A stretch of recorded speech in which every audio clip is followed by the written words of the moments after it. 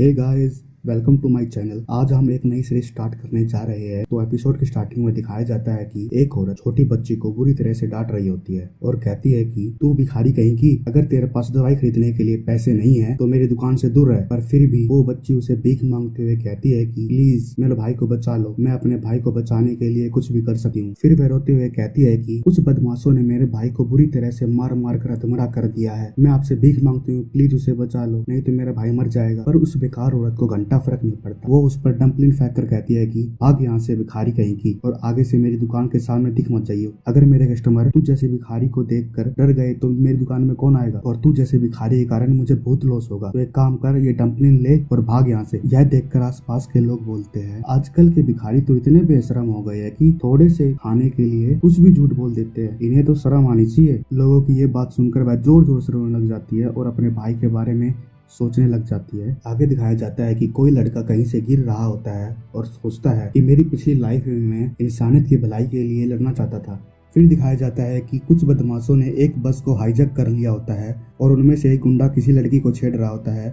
फिर आगे दिखाया जाता है कि एक गुंडा एक लड़के को जमीन में गिराकर बोलता है कि अरे तू बचाओ इन लोगों ने, शायद रखे बस की रुक बनाऊं तना मंत्री, तेरी दे की घनी खुराक मांगन लाग रही थी, जो आ गया उरा मरण खातर बचावेगा इस छोरी ने, खुद ने तो बचा ले, रुक तेरी तो। ए छोरी सुन, उठा बंदूक और मार साला के माथा पे, फिर चली जा अपना घर है। ये देखकर उस लड़के की फट जाती है और कहता है कि तुम लोगों की मदद के लिए तुम्हें यहाँ आया था, प्लीज ऐसा मत करो। पर वो लड़की क्यों सुनेगी उसकी, उसको तो घर जाना था और बस चला देती है पिस्टल। तो जैसे कि हमारे पूज्य श्री श्री 1,64,000 कैरी महाराज ने पहले ही बोला था, पर अब शायद उसे मरते मरते ये चीज समझ में आ गई थी। और फिर सोचता है कि मंत्री बनने में कुछ नहीं रखा, अगर मन दूसरा मौका मिल गया तो अगली बार मंत्री नहीं, मैं बनूंगा मंत्री का बाबू, मतलब भाइयों विलन। फिर आगे दिखाया जाता है अपने हीरो की छोटी बहन उस डंपलिंग को लेकर आ जाती है। अरे वही डंपलिंग जो उस औरत ने फेंका था। पर अपना हीरो तो यहाँ दर्द में बहुत तड़प रहा होता है। अपने भाई को तड़पते हुए देखकर कहती है कि भैया प्लीज उठ जाइए, मैं आपसे भीख मांगती हूँ।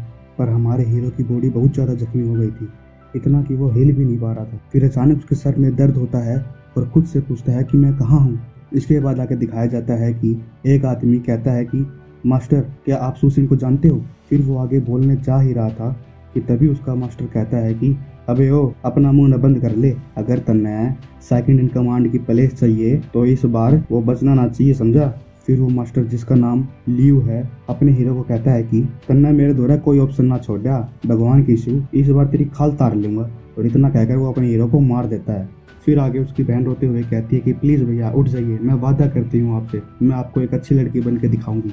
तभी आगे दिखाया जाता है कि अपने हीरो पर कुछ ब्लू लाइट से गिरती है और आवाज आती है कि ओए सुन, नू बता तने अपनी पिछली लाइफ की एबिलिटी और स्किल्स बढ़ा नहीं सके। इस आवाज को सुनकर अपना हीरो कहता है कि कौन हो तुम। फिर आवाज आती है अच्छा मैं कौन ही पहचानना क्या तने, अरे बाबा पूछ, मैं वो एविल सिस्टम हूँ जो तने ठीक कर कैसे, आई बात समझ में। तभी आगे दिखाया जाता है कि कोई दरवाजे को लात मारकर घर के अंदर घुस जाते हैं। फिर उनमें से एक कहता है कि अरे वो बुढ़ा सही बोल रहा था, या बालक रईस है। फिर वो मोटा आदमी कहता है कि अरे खसम चुप हो जा और पकड़ ले इसने, रात में दारू का जुगाड़ हो जाएगा इसने बेचे पाछे। फिर वो पहले वाला आदमी क्रीपी सा फेस बनाकर उस बच्ची के पास आता है और अपने साथ चलने को कहता है। तब वह छोटी बच्ची कहती है कि मेरे भाई ने मुझे किसी भी अनजान आदमी के साथ जाने के लिए मना किया हुआ है, तो मैं कहीं नहीं जा रही। फिर आगे वो मोटा आदमी बच्ची को हाथ से खींचते हुए कहता है कि ओ छोरी तेरे भाई कदे का मर लिया, एक चाल मारी गला। फिर वो बच्ची उसे जोर से काट लेती है और कहती है तुम मोटे भद्दे आदमी, तुम झूठ बोल रहे हो, मेरा भाई अभी भी जिंदा है। फिर वो मोटा आदमी उसे धक्का मारकर कहता है कि तेरी मुझे काटने की हिम्मत कैसे हुई, ईद तो तन्ने मैं जानता मार दूंगा। तब वो मोटा आदमी एक खंजर निकालकर उसे मारने वाला होता है। तभी हमारे हीरो सुसिन की एंट्री होती है और सुसिन कहता है ओ मटिंडी से मेरी बहन पे पराना हो ले, मैं तेरी देही नहीं बता दूंगा। फिर उस पतले आदमी की सुसिन को देखकर फटकर चौसठ हो जाती है। फिर वो कहता है सुसिन तुम अभी तक मरे नहीं। फिर सुसिन की बहन कहती है कि भैया आप फाइनली जा ही गए, मुझे पता था कि आप मुझे कभी छोड़ कर नहीं जाओगे। फिर सुशील मोटे आदमी को कहता है पहले जो तेरा मास्टर लियू था उसने मेरे गैल धोखा करी और ईब तू मेरी बहन ने तंग करने खातर आ लिया, मखा चला जा ना मर जाएगा मेरा हाथा तले। यह सुनकर भी उस मोटे आदमी को समझ नहीं आता और उसको प्रवोक करते हुए कहता है कि हम तेरी बहन को रेड लाइट एरिया में बेच देंगे और वहाँ से जो पैसा मिलेगा उसकी रात में दारू पियेंगे, क्या कर सकता है हमारा।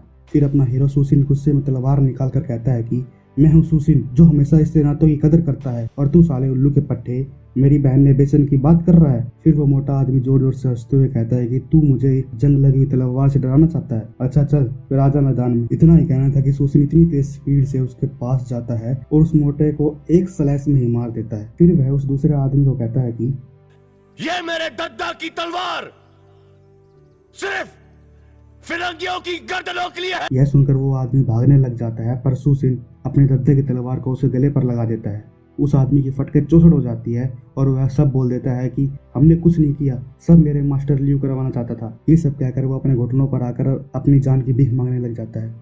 फिर सुसिन कहता है कि अच्छा तो एक काम करे, इस मोटे की लाश ने उठा और अपने मास्टर द्वारा ले जा, और उस तरह कह दिए ईद का मंत्री नहीं, मंत्री के बाबू सुसिन अपना उधार लेना खातर आ रहा है। फिर वो आदमी कहता है कि ठीक है आप जो कहोगे मैं वही करूंगा। इतना कहकर वह उस मोटे की बॉडी को ले जाने लगता है।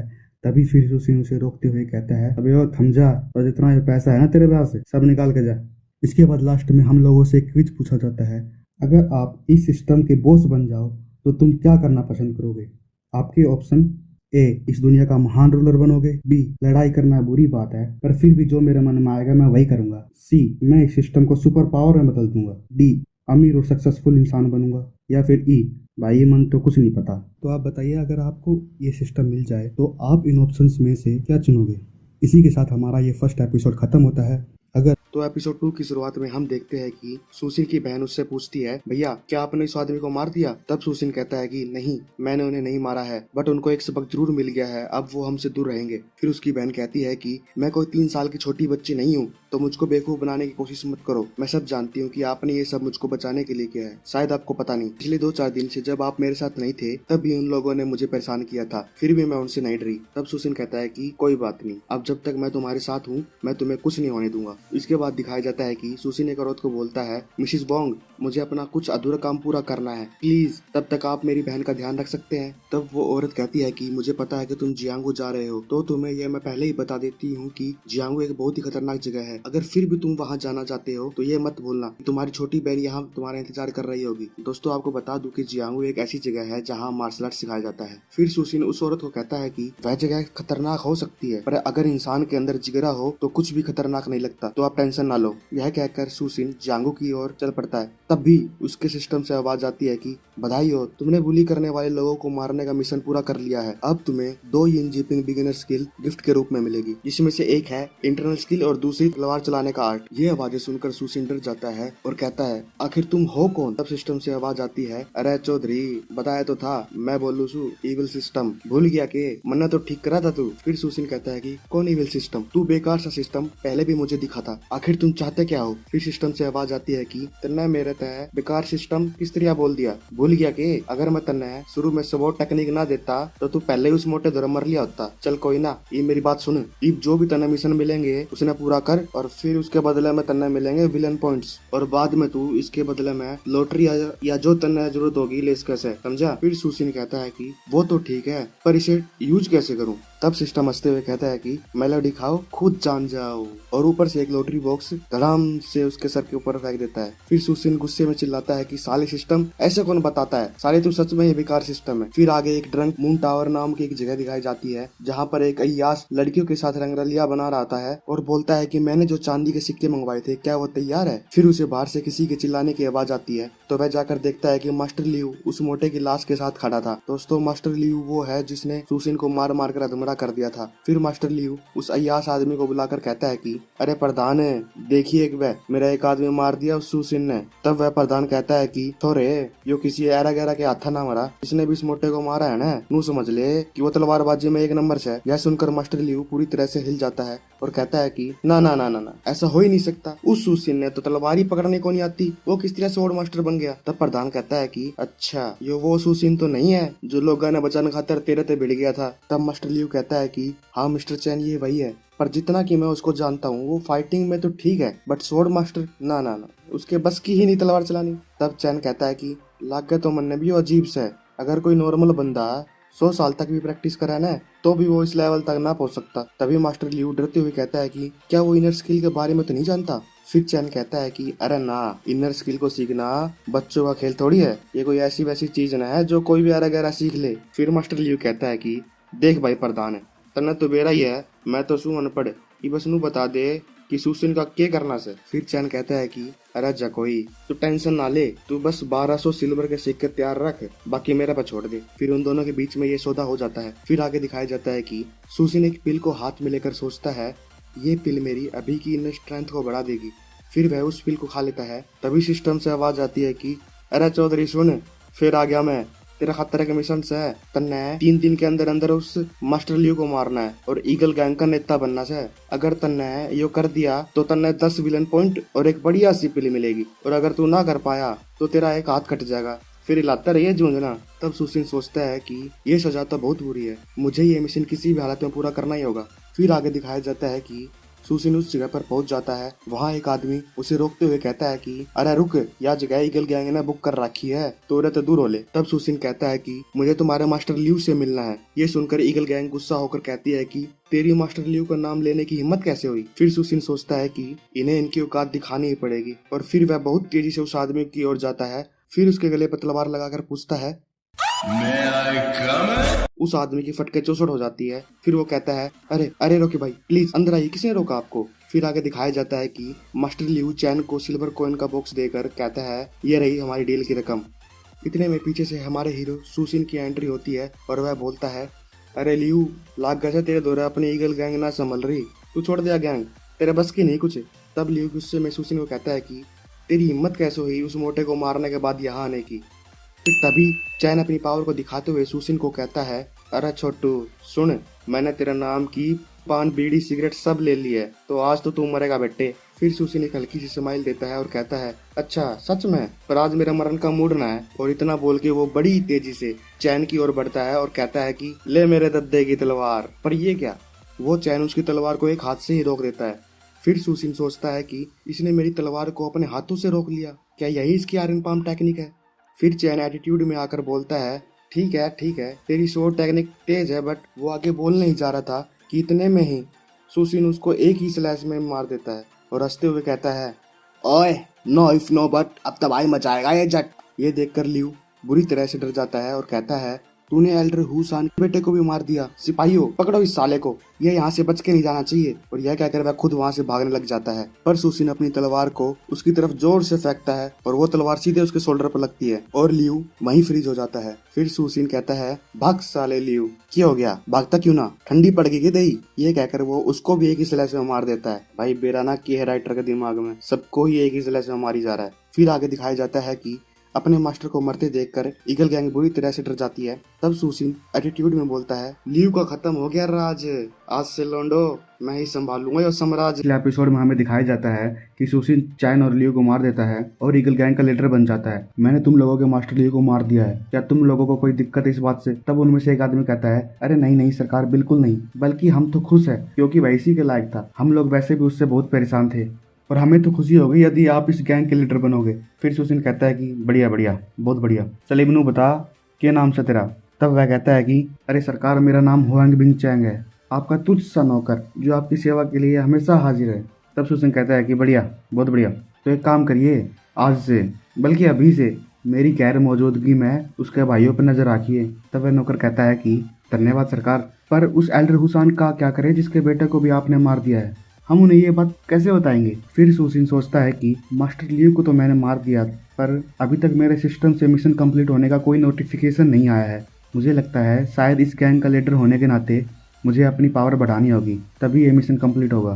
तभी वह अपने नौकर से पूछता है अरे छोटे न्यू बता उस मास्टर लियू के पास कितना एक धन था।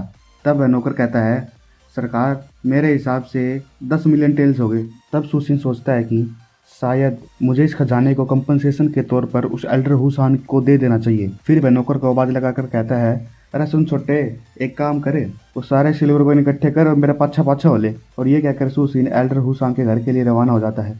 उसको ज्यादा देखकर मास्टर लियू के भाई आपस में कहते हैं इस सुसिन ने अभी अभी मिस्टर चैन को मारा है और फिर भी वह एल्डर हुसान के घर जाना चाहता है, शायद उसे पता नहीं कि एल्डर हुसान कितना खतरनाक है, वो तो इसको जान से ही मार देगा। फिर आगे दिखाया जाता है कि सुसिन और वह नौकर एल्डर हुसान से मिलने पहुंच जाते हैं। फिर वह नौकर उन बाहर खड़े हुए लोगों से रिक्वेस्ट करता है प्लीज आप अंदर जाके ये बताइए कि मेरे मास्टर सुसिन एल्डर हुसान से मिलना चाहते हैं। तब उनमें से एक आदमी कहता है कि अच्छा सुसिन, ये वही है ना जिसने मिस्टर चैंग को मारा था। आप अंदर जाइए, एल्डर हुसैन आपका ही इंतजार कर रहे हैं। तब सूसिन और उसका नौकर अंदर चले जाते हैं। उनके जाने के बाद वह आदमी दूसरे से कहता है, ब्रदर वान, मैं शर्त लगा सकता हूँ का यहाँ से जिंदा निकलना बहुत मुश्किल है। तब वह दूसरा आदमी कहता है कि हाँ ऐसा हो सकता है, पर फिर भी अगर ये यहाँ से जिंदा बच के निकल जाता है तो वह ईगल गैंग का लीडर बनना डिजर्व करता ही है। फिर वह पहला आदमी पूछता है, उसने मिस्टर चैंग को मार दिया, क्या इसलिए वो इस पोजीशन को डिजर्व करता है? तब दूसरा आदमी कहता है, ना ना ना ना, वो इसलिए डिजर्व करता है क्योंकि उसके अंदर इतने गट्स है कि वो मिस्टर चैंग को मारने के बाद भी यहाँ आया है। फिर आगे दिखाया जाता है कि एल्डर हुसैन सूसिन से कहता है, तूने मेरे बेटे को मारने के बाद भी यहाँ आने की हिम्मत की, तेरे अंदर सच में बहुत गट्स है। तब सूसिन कहता है कि नहीं नहीं एल्डर सान, आप पहले ही मेरी तारीफ कर रहे हैं। मैं यहाँ इसलिए नहीं आया कि मैं बहुत ब्रेव हूँ या मेरे अंदर बहुत गट्स है, बल्कि इसलिए आया हूँ क्योंकि मुझे पता है कि आप मुझे नहीं मारोगे। फिर एल्डर हुसैन कहता है, इंटरेस्टिंग, तो तनू लागे से है कि मैंने अपने सुतेले बेटे की 20 साल से परवरिश इसलिए करी थी कि तू उसे मार दे, और अब तेरा नू बहम है कि मैं तेने जिंदा छोड़ दूंगा, सच्ची? फिर वह गुस्से में अपना हाथ का गिलास तोड़ते हुए कहता है कि नू भी बता दे तने ये क्यों लागे से कि मैं तेने जिंदा छोड़ दूंगा। तब सूसिन एटीट्यूड में कहता है कि आपके नौकरों को लगता है कि मैंने उसे मारकर आप पर बहुत बड़ा एहसान किया है। तब हुसैन कहता है, अच्छा कौन सा एहसान की बात कर रहा है? तब सूसिन साइन कोस थीटा का फॉर्मूला लगाकर कहता है, देखो आप इस साल 50 का हो जाओगे और वो चैंग लगभग 40 का। तो ये ऑब्वियस है कि जब किसी के पास बहुत पावर हो या रिंग लीडर बनने का एम्बिशन हो तो वह आपके अंडर काम क्यों करेगा? क्या आपको नहीं लगता कि उसके बुरे इरादे थे इस गद्दी के लिए? तब उसका नौकर सोचता है, अरे यो मरवा होगा ये उसके बाप के सामने उसी के बेटे की बुराई करने लग रहा है। फिर वह डरते हुए कहता है कि मास्टर सू, आप इस तरह की बातें क्यों कर रहे हो? क्या आपको एल्डर सान के गुस्से से डर नहीं लगता? तब सूसिन कहता है कि अरे छोटे, वास्तव में एल्डर सान अपने बेटों को बहुत अच्छे से जानते हैं। उन्हें पता है कि वो इतना आज्ञाकारी भी ना है जो उनके रिटायर होने तक सब्र कर ले। तब एल्डर सान कहता है कि ये मुझे पता है, तू आगे बता, तू कहना क्या चाहता है? तब सूसिन कहता है कि उस चैंग के पास सिर्फ एक ही चॉइस होगी आपको इस गद्दी से हटाने के लिए। तो आप समझ रहे हो ना कि मैं यहाँ क्या कहना चाहता हूँ। फिर एल्डर सान हंसते हुए कहता है कि तूने अभी तक जो भी कहा वो सही है, पर जो भी हो इससे ये फैक्ट बिल्कुल नहीं बदल सकता कि तूने ही मेरे बेटे को मारा है। तुझे पता भी है तेरे पर कितना बड़ा डेट है। तभी सूसिन नाटक करते हुए घुटनों पर आ जाता है और कहता है कि पप्पा प्लीज मुझे अपना बेटा बना लीजिए। फिर आगे वह 1000 सिल्वर टेल देकर कहता है, पप्पा ये ज्यादा नहीं है, पर ये मैं अपने दिल से दे रहा हूँ। यह देखकर एल्डर सान अपनी गद्दी से खड़ा होकर वह टेल्स ले लेता है और हंसते हुए कहता है कि आई न्यू दैट, मुझे पता था, मैं तेरे बारे में बिल्कुल सही था। मैं आज से ही तुझे यहाँ का रिंग लीडर बनाता हूँ और ये मैं दूसरे गैंग मेंबर्स को भी इन्फॉर्म कर दूंगा। भाइयों क्या मस्त बाटली में उतारा है इसको। फिर वह आगे कहता है कि तेरे पास सिर्फ ऑर्डिनरी गैंग मेंबर्स थे, बट मेरे पास कुछ ऐसे भरोसे भाई लोग हैं जो अब से तेरे हर काम में तेरे साथ देंगे। इतना कहकर वह 2 लोगों को बुलाता है और कहता है कि इनका नाम ली और इजी है, जो कई सालों से मेरे लिए काम कर रहे हैं, पर अब से ये तेरे लिए काम करेंगे। फिर उनमें से एक कहता है कि मास्टर सू, आज से आप हमें अपना छोटा भाई समझिए, हम आपके लिए जान दे भी देंगे और जान ले भी लेंगे। फिर आगे दिखाया जाता है कि एल्डर सान उन लोगों को भेजकर सूसिन से पूछता है कि मैंने सुना है कि तुझे इनर स्किल आती है, क्या ये सच है? तभी सूसिन हिचकिचाते हुए कुछ कहने लगता है। फिर एल्डर सान उसे रोकते हुए कहता है, अरे तू टेंशन ना ले, मैं तेरी स्किल ना छीनने वाला, वास्तव में मुझे भी इनर स्किल आती है। तब सूसिन कहता है कि पर मैंने तो सुना था कि गैंग लीडर और उसके सिर्फ 3 खास लोगों को ये टेक्निक आती है। फिर एल्डर सान कहता है कि अजी घंटा, उनको कुछ नहीं आता। फिर वह चाय पीते पीते एक स्टोरी सुनाता है कि जब ईगल गैंग की शुरुआत हुई थी उसमें सिर्फ 30 मेंबर्स थे, और जब हमारे गैंग लीडर ने इनर स्किल सीखी थी तब वह हम लोगों को सिखा सकता था। पर इनर स्किल को सीखने के लिए सिर्फ हार्ड वर्क की जरूरत नहीं होती, जो भी है सीखना चाहता था उसमें नेचुरल टैलेंट भी होना जरूरी था। मैं खुद 40 साल से इसकी प्रैक्टिस कर रहा हूँ और अब तक 108 में से सिर्फ 13 पॉइंट में ही परफेक्ट हुआ हूँ। फिर सूसिन उसको चने के झाड़ पर चढ़ाते हुए कहता है कि पप्पा आप क्यों खुद को इतने हल्के में ले रहे हो? आपकी आयरन पंप टेक्निक के आगे तो पूरी दुनिया की पावर भी कुछ नहीं। वो बुढ़ा समझ जाता है और कहता है कि तू ज़्यादा मेरी तारीफ ना कर, और तुझे जो मैंने टेरिटरी दी है ना सिर्फ उसका ध्यान रख, और मुझे शर्मिंदा करने की हिम्मत भी मत करना। तब सूसिन कहता है कि पप्पा मैं आपको निराश नहीं करूँगा, और अब आपकी परमिशन हो तो मैं यहाँ से जा सकता हूँ। यह कहकर वह वहाँ से चला जाता है। तभी दूसरा बुढ़ा एल्डर सान से कहता है कि सूसिन अभी 20 साल का भी नहीं है, पर उसकी सोच और हिम्मत बहुत खतरनाक है। कि आपको डर नहीं लगता कि यह दूसरा चैन बन जाएगा? तब एल्डर सान कहता है मुझे पता है कि वह बहुत चालाक है, इसलिए वह उसकी तरह गलती बिल्कुल भी नहीं करेगा। फिर आगे दिखाया जाता है कि सूसिन उन दोनों भाइयों के पास जाता है। दोस्तों ये वही है जो थोड़ी देर पहले मरने मारने की बात कर रहे थे। फिर उनसे कहता है कि भाइयों मुझे माफ करना इतना ज्यादा वेट करवाने के लिए, मैं बहुत खुश हूँ कि आप लोग मेरे साथ हैं। फिर तभी उनमें से एक कहता है सूसिन, एल्डर सान ने मुझे ऑर्डर दिया है कि मैं तुम्हारी स्ट्रेंथ बढ़ाने में मदद करूँ, पर यह सोचने की हिम्मत भी मत करना कि मैं तुम्हें लीडर के रूप में एक्सेप्ट करूंगा। फिर आगे दिखाया जाता है कि सूसिन का नौकर उसको गुस्से में बोलता है कि तू अपनी औकात में रहकर बात कर, तुझे लगता है कि अगर तू लड़ सकता है तो तू कुछ भी कर सकता है। ये देखकर उसका दूसरा भाई बोलता है कि मास्टर सू प्लीज आप उसकी बातों पर ध्यान मत दो, उसका स्वभाव वास्तव में बहुत बुरा है। अगर वह नहीं जाना चाहता तो ठीक है, मैं अपना सामान पैक करता हूँ और आपके साथ चलता हूँ। फिर तभी सिस्टम से आवाज आती है, अरे बधाई हो चौधरी, तेने मिशन कंप्लीट कर लिया। जैसे कि मैंने कही थी, अब तुझे 10 विलन पॉइंट और एक बढ़िया सी पिल मिलेगी। फिर आगे दिखाया जाता है कि सुसिन अपनी बहन के पास जाता है, तब उसकी बहन उसको आता देखकर खुशी से उससे लिपट जाती है। फिर सुसिन अपनी बहन को कहता है कि चलो मैं तुम्हें हमारा नया घर दिखाता हूँ। ये कहकर वे जाने लग जाते हैं, पर तभी उसकी नज़र अपनी बहन के हाथों पर जाती है। तब वह उससे पूछता है कि तुमको जो आंटी ने ब्रेसलेट दिया था वो कहाँ है। तब उसकी बहन कुछ सोच के डरने लग जाती है। उसको ऐसा देखकर सुसिन कहता है, तुम डरो मत, मैं तुम्हें कुछ नहीं कहूँगा, क्या तुमने वो ब्रेसलेट खो दिया। तब उसकी बहन कहती है कि नहीं भैया, एक्चुअली बात यह है कि जब आपको बहुत ज़्यादा चोट आई हुई थी तब मैं आपके लिए कुछ मेडिसिन लेने के लिए गई थी, पर उस मेडिकल स्टोर के ओनर ने मुझे कुछ नहीं दिया और मेरा ब्रेसलेट भी मुझसे छीन लिया। यह सुनकर सुसिन को उस मेडिकल स्टोर के ओनर पर गुस्सा आता है, पर फिर भी वह खुद को शांत करते हुए अपनी बहन से कहता है कि कोई बात नहीं, कल मैं तुम्हारा वो ब्रेसलेट वापस ले आऊंगा। अब चलो हम अपना नया घर देखते हैं। इसके बाद सुसिन अपनी बहन के साथ अपने नए घर में शिफ्ट हो जाता है। तब वह अपने कमरे में कल्टीवेशन कर रहा होता है और कल्टीवेशन के दौरान वह अपनी इनर स्किल के की पॉइंट्स को ओपन कर लेता है। फिर वह सोचता है कि उस बुढ़े हुसान ने 40 साल तक प्रैक्टिस की और सिर्फ 108 में से 13 ही की पॉइंट ओपन कर पाया। मुझे उस बुढ़े की शक्ल देखनी है जब उसे पता लगेगा कि मैंने कुछ ही दिनों में उसके लेवल को क्रॉस कर लिया है। तभी सिस्टम से आवाज आती है, बधाई हो चौधरी, तने जो पिछले एपिसोड में जो मिशन पूरा करे पाछे जो स्किल मिली थी वह अपग्रेड होगी। फिर वह सिस्टम सुसिन को 1.5 स्टार लेवल की एक और स्वॉर्ड स्किल दे देता है। तभी एक पॉपअप और ओपन होता है जिसमें सिस्टम ज्ञान पेल रहा होता है और कहता है, देख चौधरी, आज मैं तने ज्ञान की बात बताऊं तो ध्यान से सुनिए। तो बात यह है कि कोई भी ताकतवर आदमी बिना पावर के एक भी दिन ना टिक सकता और ना ही कोई अमीर पैसे के बिना टिक सकता। और अगर तेरे पास धन नहीं है तो तेरी पावर भी बड़ी जल्दी खत्म हो जाएगी। तू समझा? हाँ। नहीं, तू समझा नहीं।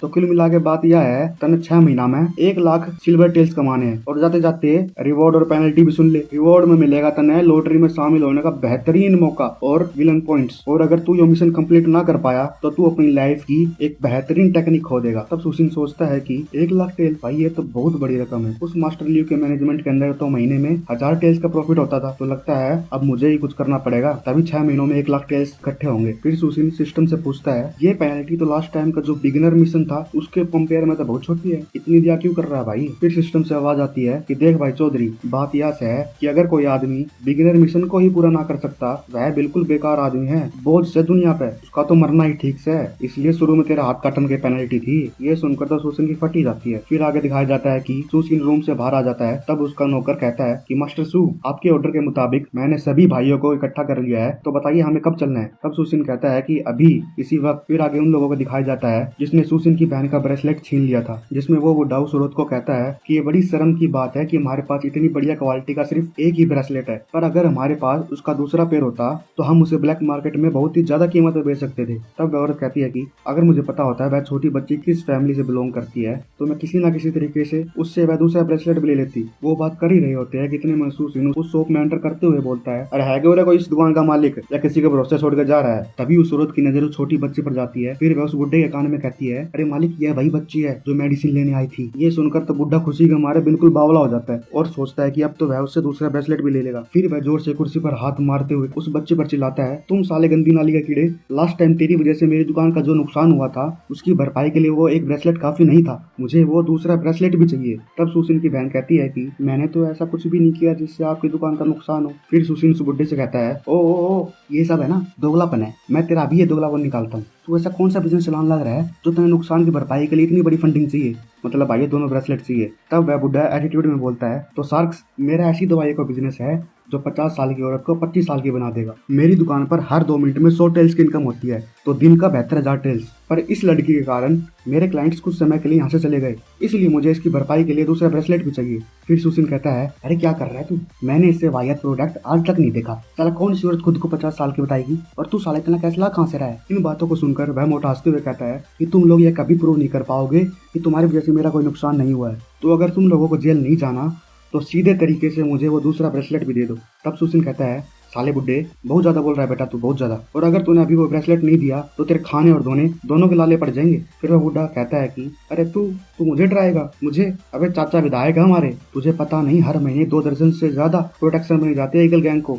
तब सुशीन अपने नौकर को अंदर बुलाकर कहता है, अरे छोटे कोई याद कर रहा है तन्ने। फिर वह बुढ़ा उसे देखकर कहता है, अरे चाचा आप कैसे हो, बहुत दिनों से आपको नहीं देखा। पर वह उसको इग्नोर मारते हुए कहता है कि मास्टर सू, मैं आपके ऑर्डर का इंतजार कर रहा हूँ। फिर वह नौकर उस बुड्ढे को कहता है कि अरे तू तो बहुत चालाक हो गया है, तो सीधे मास्टर सू को ही ब्लैकमेल कर रहा है। तेने मरन की घनी जल्दी है तो बोलना है। ये सुनकर तो उस बुड्ढे की फटके 64 हो जाती है। फिर वह कहता है कि भैया मेरा मुंह तो निकल गई, मैं अंधा था जो आपको पहचान नहीं पाया, प्लीज इस बार मुझे माफ कर दीजिए। तब सुशीन हंसते हुए कहता है कि माफी और तुझे, तेरी तो मैं खाल तार लूंगा। फिर वह नौकर कहता है कि आप हुकुम दे सरकार, इसका तो मार मार के भूत बना देंगे। तब वह बुढ़ा कहता है कि मास्टर सू प्लीज मुझे माफ कर दो, मैं वो ब्रेसलेट वापस कर दूंगा, चाहो तो मेरे सिल्वर टेल्स भी ले लो। फिर सुशीन अपने नौकर को इशारा करते हुए कहता है, ये बुढ़ा वैसे भी ज्यादा दिन ना जीने वाला, पर साले को इतना मारना कि ये मरने की भीख मांगे और इसे मौत भी ना मिले। इसे पता चलना चाहिए कि मेरी तरफ उठने वाली हर उंगली को ये सुशीन काट देता है। पर वह बुढ़ा मौत के सामने होने के बाद भी बोलता है कि अगर तुमने मुझे हाथ लगाया तो गवर्नमेंट तुम्हें कभी नहीं छोड़ेगी।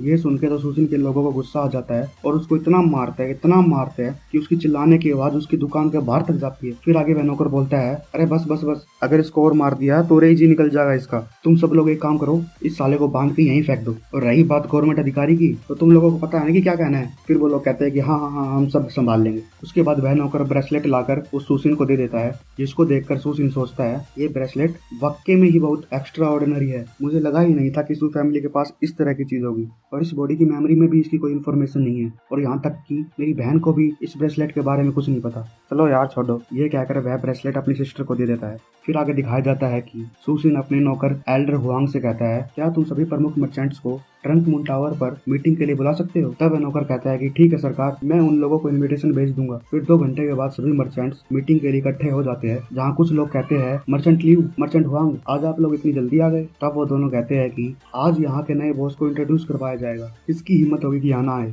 फिर मर्चेंट लियू को दिखाया जाता है, जो मर्चेंट हुआंग से पूछता है, क्या तुम्हें पता है नया लीडर का स्वभाव कैसा है और उसका बैकग्राउंड क्या है। तब मर्चेंट हुआंग कहता है कि किसे पता उसका स्वभाव किस तरह का है, पर मुझे गुप्त सूत्रों से पता चला है कि हाल फिलहाल में उसने मेडिकल शॉप के ओनर को इतना मरवाया कि वो जान की भीख मांगने लगा। पर यह बात भी है, उस मामूली से मेडिकल ओनर का हम जैसे पावरफुल लोगों के सामने क्या औकात है। पर जो भी हो, मुझे लगता है मास्टर सू कितने ही हार्श क्यों ना हो, हम उनके अंडर सेफ रहेंगे। तब मर्चेंट लियू हंसते हुए कहता है, यस यू आर राइट, उन्होंने तो हमें लंच पे इनवाइट किया है। तभी सुशील की एंट्री होती है और वह बड़ी ही हम्बल तरीके से कहता है, आदरणीय मर्चेंट्स, जैसा कि आप लोगों को पता है कि मैं यहाँ का अब नया लीडर हूँ, तो मुझे आप सब लोगों से ये आशा है कि आप सभी मुझे सपोर्ट करेंगे और मेरा साथ देंगे। ये देखकर मर्चेंट लियू हंसते हुए कहता है, master Su you are too kind, हमें विश्वास है कि हम अपनी प्रोटेक्शन और सेफ्टी के लिए आप पर पूरी तरह से भरोसा कर सकते हैं। फिर सुशील कहता है, आई अप्रिशिएट योर पोलाइटनेस, और मैं आप सब लोगों को ये आश्वासन देता हूँ कि एक बार अगर हम आपसे प्रोटेक्शन मनी ले लेते हैं तो यकीन मानिए कि ईगल गैंग आपको कुछ भी नहीं होने देगी। वैसे अब हमें सिल्वर टेल्स और फीस की बातें डिस्कस कर लेनी चाहिए। ये सुनकर सभी मर्चेंट शौक के कारण सुशील की ओर देखने लग जाते हैं। फिर मर्चेंट हुआंग अपनी बातों पर जोर डालते हुए कहता है, मास्टर सू ये गलत बात है, आप ऐसे फीस कैसे बढ़ा सकते हो, अभी इसी महीने तो फीस बढ़ाई थी। तब सुशील उससे कहता है, अच्छा तो तुम्हें लगता है कि सिर्फ वो मास्टर लियू रूल्स चेंज कर सकता है, मैं नहीं। फिर सुशील सभी को अपना डिसीजन सुनाता है कि मैं सुशील अभी से आप सब लोगों की फीस कैंसिल करता हूँ, अब आप लोगों को मुझे सिल्वर टेल्स देने की कोई जरूरत नहीं। सब लोग सोचते हैं ये क्या, आखिर सुशील इतना काइंडनेस क्यों दिखा रहा है। फिर वह मर्चेंट लियू कहता है, मास्टर सू क्या ये किसी तरह का मजाक है। फिर सुशील कहता है, अरे ना बिल्कुल भी नहीं, मैं डेफिनेटली सभी तरह की फीस कैंसिल कर दूंगा, पर इसके बदले में तुम सब लोगों से हर महीने तुम्हारे बिजनेस का 10% शेयर लूंगा। सुनाता है और जिसको सुनकर सभी मर्चेंट्स की शौक के मारे आंखें फटी की फटी रह जाती है। तब उनमें से एक मर्चेंट कहता है कि 10% शेयर कुछ ज्यादा नहीं होगा मास्टर सू। फिर मर्चेंट लियू आगे आकर बोलता है, मास्टर सू ये मजाक बिल्कुल भी नहीं है ना। तब सुशील कहता है, अरे तुम सभी टेंशन मत लो और शांति बनाए रखो, मैं ऐसे ही ये शेयर नहीं लेने वाला, मेरे पास एक अमीरों वाली बेहतरीन स्कीम है, किस दिनों में पैसा डबल। तब मर्चेंट हुआंग उंगली करते हुए कहता है, मास्टर सू आपने जो भी कहा वो सिर्फ सुनने में अच्छा लगता है, ये थोड़ी ना है कि जस्ट सिर्फ आपने कहा है और हम उस पर विश्वास कर लेंगे, ना बिल्कुल भी नहीं। फिर सुशील अपनी स्कीम सुनाता है कि इस टेरिटरी पर जुए का अड्डा, शराब खाना, रंडी खाना और भी बहुत कुछ है, जो यहाँ आने वाली गेस्ट की 4 नीड को पूरा करता है, खाना पीना, जुआ और लड़कीबाजी। पर जिस तरीके से इन चीजों को अरेंज किया है वह बिल्कुल बेकार है। मैं बताता हूँ कैसे यहाँ आने वाले गेस्ट को बेहतरीन क्वालिटी सर्विस दी जानी चाहिए। अगर किसी जुआरी को किसी हॉट सी लड़की की कंपनी मिले तो पॉसिबिलिटी है कि वो पहले के कंपेयर में ज्यादा खर्च करेगा और अपनी विनिंग का कुछ हिस्सा भी उस लड़की को देगा। और अगर वो हार जाता है तो उसे उस लड़की के द्वारा कंफर्टेबल फील करवाया जाएगा। इसके बाद वह हमारी वाइन और खाना एंजॉय कर सकता है। इसके बाद जब वो पूरी तरह से एग्जॉस्ट हो जाएगा तब कहीं ना कहीं तो रेस्ट करेगा, तो तब हम उसे सर्विस भी देंगे। तो अब मुझे बताओ, ऐसी सर्विस देने के बाद तुम लोगों को लगता है कि तुम लोगों को क्लाइंट्स की कमी होगी? तब वो 2 मर्चेंट्स कहते हैं, आपने सही कहा मास्टर सू, हम कैसे इतनी बड़ी बात मिस कर सकते हैं। फिर वह मर्चेंट लियू पूछता है, अगर हम आपके प्लान के अकॉर्डिंग एक्ट करें तो क्या हमें अपनी फैमिली और बिजनेस को इसी सीक्वेंस में फिट करना होगा? तब सुसिन कहता है कि हाँ बिल्कुल। के अलावा हमारे पास दूसरी टेरिटरीज के कंपेयर में एक और एडवांटेज है, वो ये है कि यह जगह 2 पार्ट में डिवाइड है जिसका साइज और पैसे दोनों कंपेयर में बिल्कुल सेम है। इसलिए तुम में से किसी को भी इस छोटे से चेंज से कोई नुकसान नहीं होगा। तभी सभी मर्चेंट्स कहते हैं कि मास्टर सू बिल्कुल सही कह रहे हैं, इस तरीके से हम आसानी से अपना बिजनेस ग्रो कर सकते हैं। तभी आगे वो मर्चेंट हुआंग अपने मन में सोचता है कि मान लिया ये कॉन्सेप्ट बिल्कुल सही है, पर 10% शेयर ना ना ना ना बिल्कुल भी नहीं। इससे अच्छा तो मैं मास्टर सू के ऑफर को मना कर दूं और बाद में उस तरीके से काम कर लूं जिससे मुझे मास्टर सू को कोई हिस्सा देने की जरूरत नहीं होगी। फिर मर्चेंट लियू मर्चेंट हुआंग को देखकर सोचता है, मुझे शायद पता है कि मर्चेंट हुआंग इसके बारे में क्या सोच रहे होंगे। तभी मर्चेंट हुआंग हंसते हुए बोलता है कि मास्टर सू, आपका आइडिया वास्तव में बहुत बढ़िया है, पर मेरा गैम्बलिंग हाउस पहले से ही बहुत अच्छा चल रहा है। तब सुसिन बोलता है, अच्छा ऐसा है क्या? मर्चेंट हुआंग, क्या आपको पता है कई बार लोगों की ओवर स्मार्टनेस उसे मुसीबत में डाल देती है। फिर मर्चेंट हुआंग घबराते हुए कहता है, मास्टर सू, मैं समझा नहीं इसका मतलब। फिर सुसिन कहता है, अरे अरे कोई बात नहीं, अगर तुम्हें नहीं समझ में आया तो मैं हूं ना, मैं समझाऊंगा तुझे अपने तरीके से। तभी सुसिन अचानक से अपनी स्वॉर्ड निकालता है और घुसा देता है उसके हाथों में। मुझे लगता है कि तू ये प्लान बाद में यूज कर लेगा और सारा का सारा प्रॉफिट भी खुद रख लेगा। ये बोलने के बाद सुसिन उसकी उंगलियां काट देता है। फिर वह कहता है, मैंने इतने हम्बल तरीके से तुम लोगों को प्लान बताया और साला फिर भी तेरी इतनी हिम्मत कि मुझे मना कर रहा है। मैं वो लेकर रहूंगा जो मेरा है। तब पीछे से एक मर्चेंट और कहता है कि मास्टर सू, ये कोई मेडिकल शॉप नहीं है जो आप कुछ भी कर दोगे। आप जानते नहीं हमें हाथ लगाने का क्या परिणाम हो सकता है। तभी सुसिन कहता है, परिणाम? रुक तेरी माँ की। और फिर जोर से उसके परिणाम पे लात मारता है और कहता है कि मुझे तेरे जैसे लोगों से बेहद नफरत है जो मेरे सामने इतनी बकचोदी करते हैं। फिर वह उसको मारने जा ही रहा होता है कि तभी ली आकर उसकी स्वॉर्ड को रोक लेता है। ये वही है भाइयों जिसे एल्डर सान ने सुसिन के साथ रहने के लिए बोला था। फिर वह कहता है कि मास्टर सू, अगर आपने इसे अभी मार दिया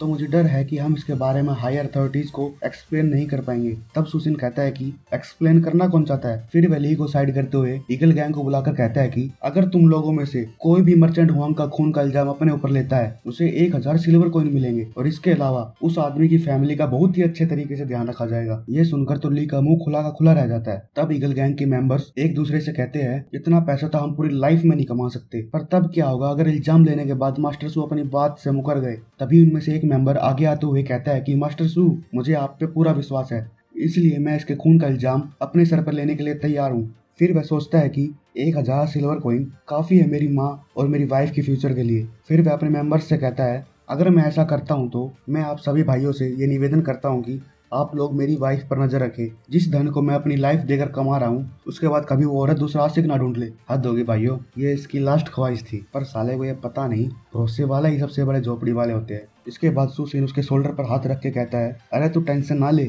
मैं वादा करता हूँ कि तुझे मरने नहीं दूंगा। फिर बाद में कहता है कि मुझे आप पर पूरा भरोसा है मास्टर सू। ये सब देखकर तो हुआंग की हालत बिल्कुल पतली हो जाती है और फिर वह डरते डरते कहता है, सुसिन, तुम मुझे नहीं मार सकते। अगर तुमने मुझे मार दिया तो अथॉरिटीज तुम्हें सच में पनिश करेगी। इतना भयानक मंजर देखने के बाद तो सब मर्चेंट एक दूसरे का मुंह ताकने लग जाते हैं। तभी सुसिन जमीन में तलवार गाड़ते हुए कहता है, तो है कोई और जिसमें दिक्कत हो रही है? मेरी अमीरों वाली स्कीम है। फिर सभी मर्चेंट्स एक ही जोर में बोलते हैं, अरे सरकार, हम तो कब से तैयार है, आप जो भी कहोगे हम करेंगे। तब सुसिन कहता है, तो देर किस बात की, इस पेपर पर अंगूठा लगाओ और घर जाओ, और अगर कोई और क्वेश्चन ध्यान में आ जा तो वापस आ जाइयो, समझा दूंगा। फिर आगे एल्डर सान का घर दिखाया जाता है जिसमें सुसिन का नौकर गैम्बलिंग हाउस की सेल्स पेपर लेकर जाता है, जिसे देखकर तो वह बुढ़ा शौक के मारे वहीं फ्रीज हो जाता है। फिर वह नौकर कहता है, मास्टर सू ने मुझे इस गिफ्ट के साथ यहाँ भेजा है और उन्हें आशा है कि आप अथॉरिटीज के साथ उनका कॉम्प्रोमाइज करवाने में हेल्प करेंगे। यही दुनिया का दस्तूर है भाइयों, कुछ भी करो लास्ट में कॉम्प्रोमाइज हो ही जाता है। तो गैम्बलिंग हाउस दिखाया जाता है जहाँ पर सुसिन के प्लान के अकॉर्डिंग वो सभी मर्चेंट्स काम करते हैं। फिर वहाँ एक आदमी को दिखाया जाता है जो बगल में 2 हॉट सी लड़कियों को लेकर घूम रहा होता है। अरे यहाँ किसी को एक नहीं मिल रही, ये साला 2 लेकर घूम रहा है। फिर वो कहता है कि अगर इस जहान में अगर कहीं स्वर्ग है तो यही है। तब वो लड़की कहती है कि मास्टर ली, अगर ये स्वर्ग है तो फिर तो हम इस स्वर्ग की परियां होंगे आपके लिए। फिर वह कहता है कि अरे बिल्कुल मेरी जान, तुम सभी के सभी इस स्वर्ग की परियां हो, जिसके बिना तो ये स्वर्ग भी अधूरा है। तब औरत कहती है कि मास्टर ली, आप तो बहुत अच्छे से फ्लर्ट कर लेते हो। इसके बाद वह आदमी उस मोटे से कहता है, ओल्ड ल्यू, मैं यहाँ सिर्फ 1 महीने के लिए आया था, पर इतने से टाइम पीरियड में आपकी सर्विस का लेवल बहुत ही बेहतरीन हो गया है। फिर वह मोटा कहता है, अरे अरे जनाब, अगर आपको हमारी सर्विस अच्छी लगी तो दोबारा जरूर आना। तब आदमी कहता है, अरे मोटे भाई साहब, बिल्कुल, मेरा तो इस जन्नत को छोड़ के जाने का मन ही नहीं कर रहा, पर मैं आपसे एक बात पूछना चाहता हूँ कि मुझे कई दिनों से मर्चेंट हुआंग दिखाई नहीं दे रहे, कहाँ गायब हो गए वो आजकल। ये सुनकर वह मोटा घबराते हुए कहता है कि मास्टर ली, क्या आपको हमारी सर्विस पसंद नहीं आ रही जो आप मर्चेंट हुआंग के बारे में पूछ रहे हो? तब ली हंसते हुए कहता है, अरे अरे मोटे भाई साहब, ऐसी कोई बात नहीं, मुझे आज से पहले ऐसी सर्विस अभी तक नहीं मिली। सच बोलूं तो मेरा तो मन ही नहीं कर रहा इन सुंदर परियों को छोड़ के जाने का। इसके बाद अगले दिन सुसिन के घर को दिखाया जाता है जहाँ वो नौकर एक बड़ा सा बॉक्स लाकर कहता है, अरे बॉस, आपने जो ऑनलाइन सेल से जो बड़ी वाली स्वॉर्ड ऑर्डर की थी उसकी डिलीवरी हो गई है। तब सुसिन खुश होते हुए कहता है, अरे छोटे खटा क्यों है, फिर जल्दी से ले गया, चेक तो कर लूं। ऑनलाइन सेल का कोई भरोसा नहीं भाई, कदे इसमें तलवार की जगह साबुन की टिक्की आ गई हो। फिर सुसिन उस बॉक्स को खोलता है जिसमें सच में ही एक बेहतरीन तलवार थी। लगता है भाइयों अब की बार पैसे सही जगह लग गए सुसिन के। तब सुसिन उस तलवार को उठाते हुए कहता है, ये तलवार तो मेरे दद्दे की तलवार से भी बढ़िया है। फिर सुसिन की बहन अपने भाई को तलवार के साथ देखकर कहती है, भैया ये तो बहुत ही कूल है, क्या मैं भी ये तलवार चलानी सीख सकती हूँ? फिर सुसिन कहता है, अरे बिल्कुल, पर तुम तलवारबाजी सीख के करोगी क्या?